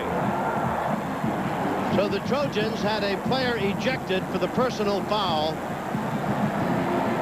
But that is just a postscript to a very disappointing series of events. And the Trojans really, in point of fact, have no one to blame but themselves. Well, Reggie Perry didn't have a lot of chance there. Great pressure from the outside, and the penalty at the end of the play was just frustration of a long, difficult season. Right here, Arnold Ale. Michael Williams coming out of blitz, but it's Ale right there who makes the big hit on Perry. The ball's loose, and Shalinsky right there to make the play. And did Terry Donahue like it? Well, you better believe it. He's been looking for a victory over the Trojans for the last 4 years.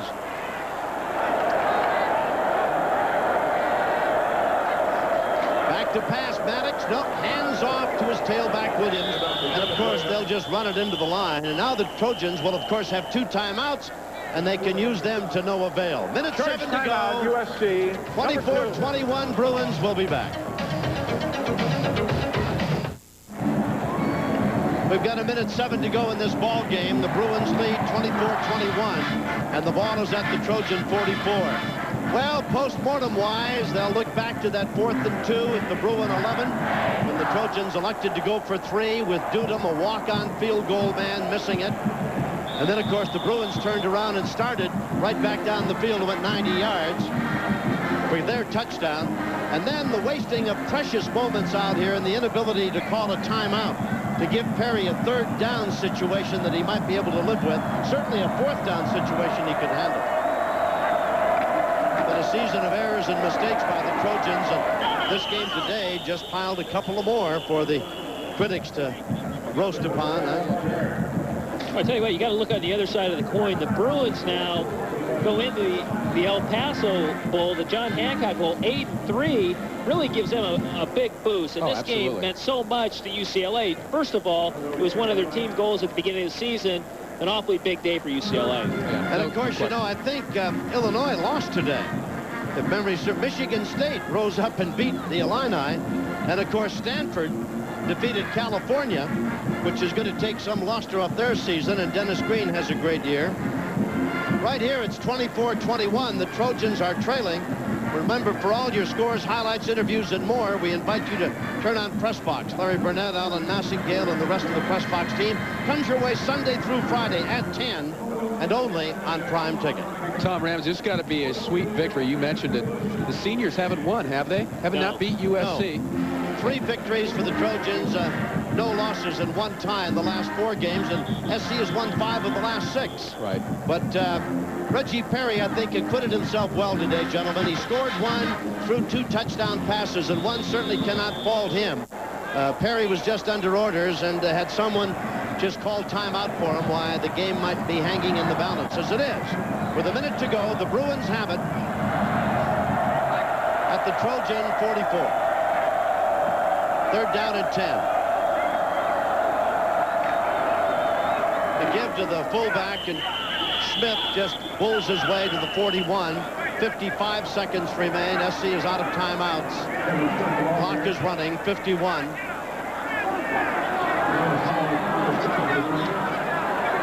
Larry Smith on the sidelines. The other thing is UCLA is coming off 2 losing seasons. Right, Tom Ramsey? And back to the Bulls again for Terry Donahue. So it's a big, big step for them. For USC, they've got a long way to go, but they've got 18 returning starters coming back. So they've got something to look forward to next season. They'll be 3-8, and the Bruins are content to let that clock run down.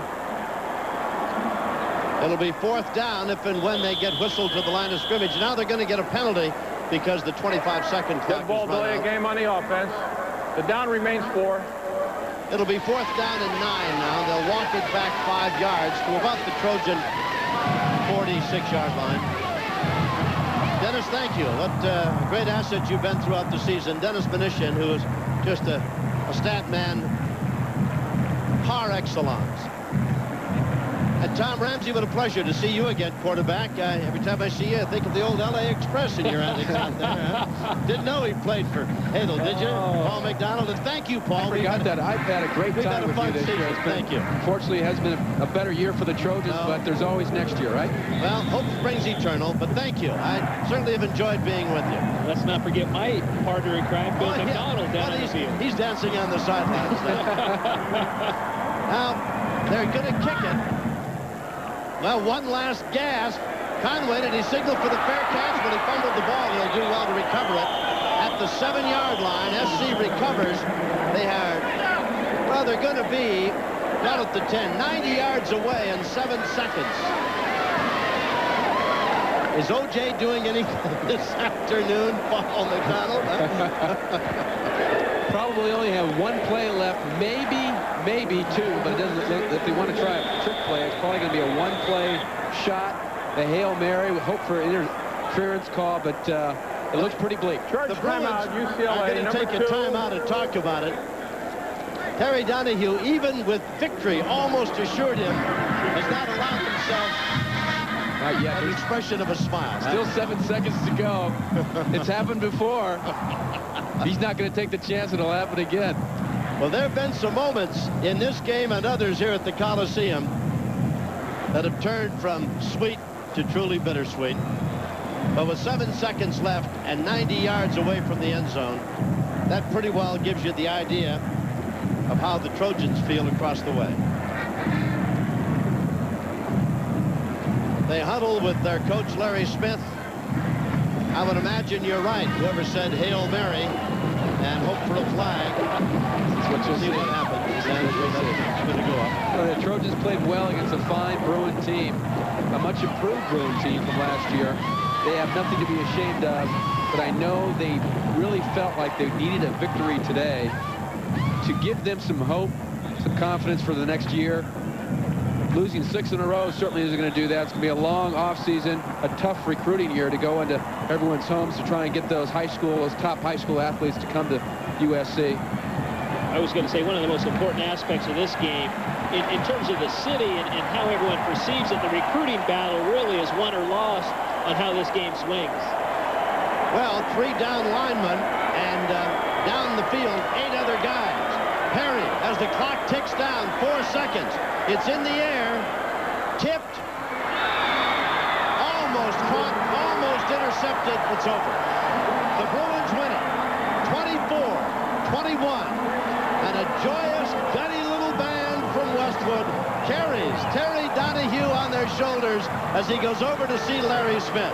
For Terry, it's been a long time between sips, but his Bruins are 8-3 and headed for the Hancock Bowl in El Paso against Illinois. What an exciting football game. When we started it all, we told you we couldn't promise you a 45-42, but it was a good ball game, and Reggie Perry acquitted himself well as he ran for a touchdown and threw for 2 others. And Tommy Maddox had a good ball game. Didn't do the passing and getting it in the end zone through the air that we expected he would, but Maddox had a fine ball game nonetheless. And the entire Bruin ball club built up a lead that SC could not overcome.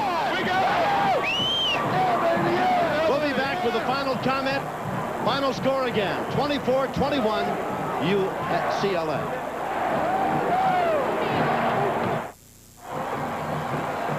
They'll be dancing in Westwood tonight. Bruins 24, Trojans 21. Our Southwest Airlines player of the game is Kevin Williams. Remember what fares were like before Southwest Airlines? Impressive, weren't they? 21 carries, 131 yards, a touchdown, including a 72-yard run, and he goes into the 1,000-yard category this year. With his coach, Terry Donahue, on the field, here's Bill McDonald. All right, Terry Donahue, Kevin Williams, coach, I've never seen you more emotional getting into this week for this game. Tell us how you really feel about this win. You were so excited. Well, it's a great win. I'm really happy for Kevin and all these guys, our coaches. We worked hard, and we needed to get over this hump. We hadn't won this game for 4 years. It was vital that we win it, and we had a great season. We ended the year 8-3, winning year, beating SC, going to the Hancock Bowl. Can't get much better. All right, stay here 1 second. Kevin, the option play worked all season long. Tommy runs it so well, and you must be so proud of the way this team does, and you hung in there all season long. Like I said, you know, about the option play, it was one of those deals that it was always up, and when they're in the right defense, we call it, and we got them. We got them again with it. Terry, I think the word you used so often was fun, and fun is back in Westwood now, isn't it? Well, it's fun tonight, I'll tell you that. It was just a night that we played our hearts out. SC played their hearts out. It was a, you know, people said, well, the teams weren't great teams, but it was a classic UCLA-SC game, and the fans had to love it, and the Bruins love it tonight. All right, Terry, go talk to your guys. All right, great win. Look at them. That is what is called excitement here at the Coliseum. Big win for UCLA. Let's go back up to the boys in the booth. All right, Bill, thank you. Our congratulations to Terry Donahue, whose team picks up a win here today. And, of course, to Kevin Williams, our player of the game. I want to say goodbye for Bill McDonald and for Tom Ramsey and Paul McDonald. Coming up next, Arizona and Arizona State. I'm Tom Kelly. From the Coliseum, good night.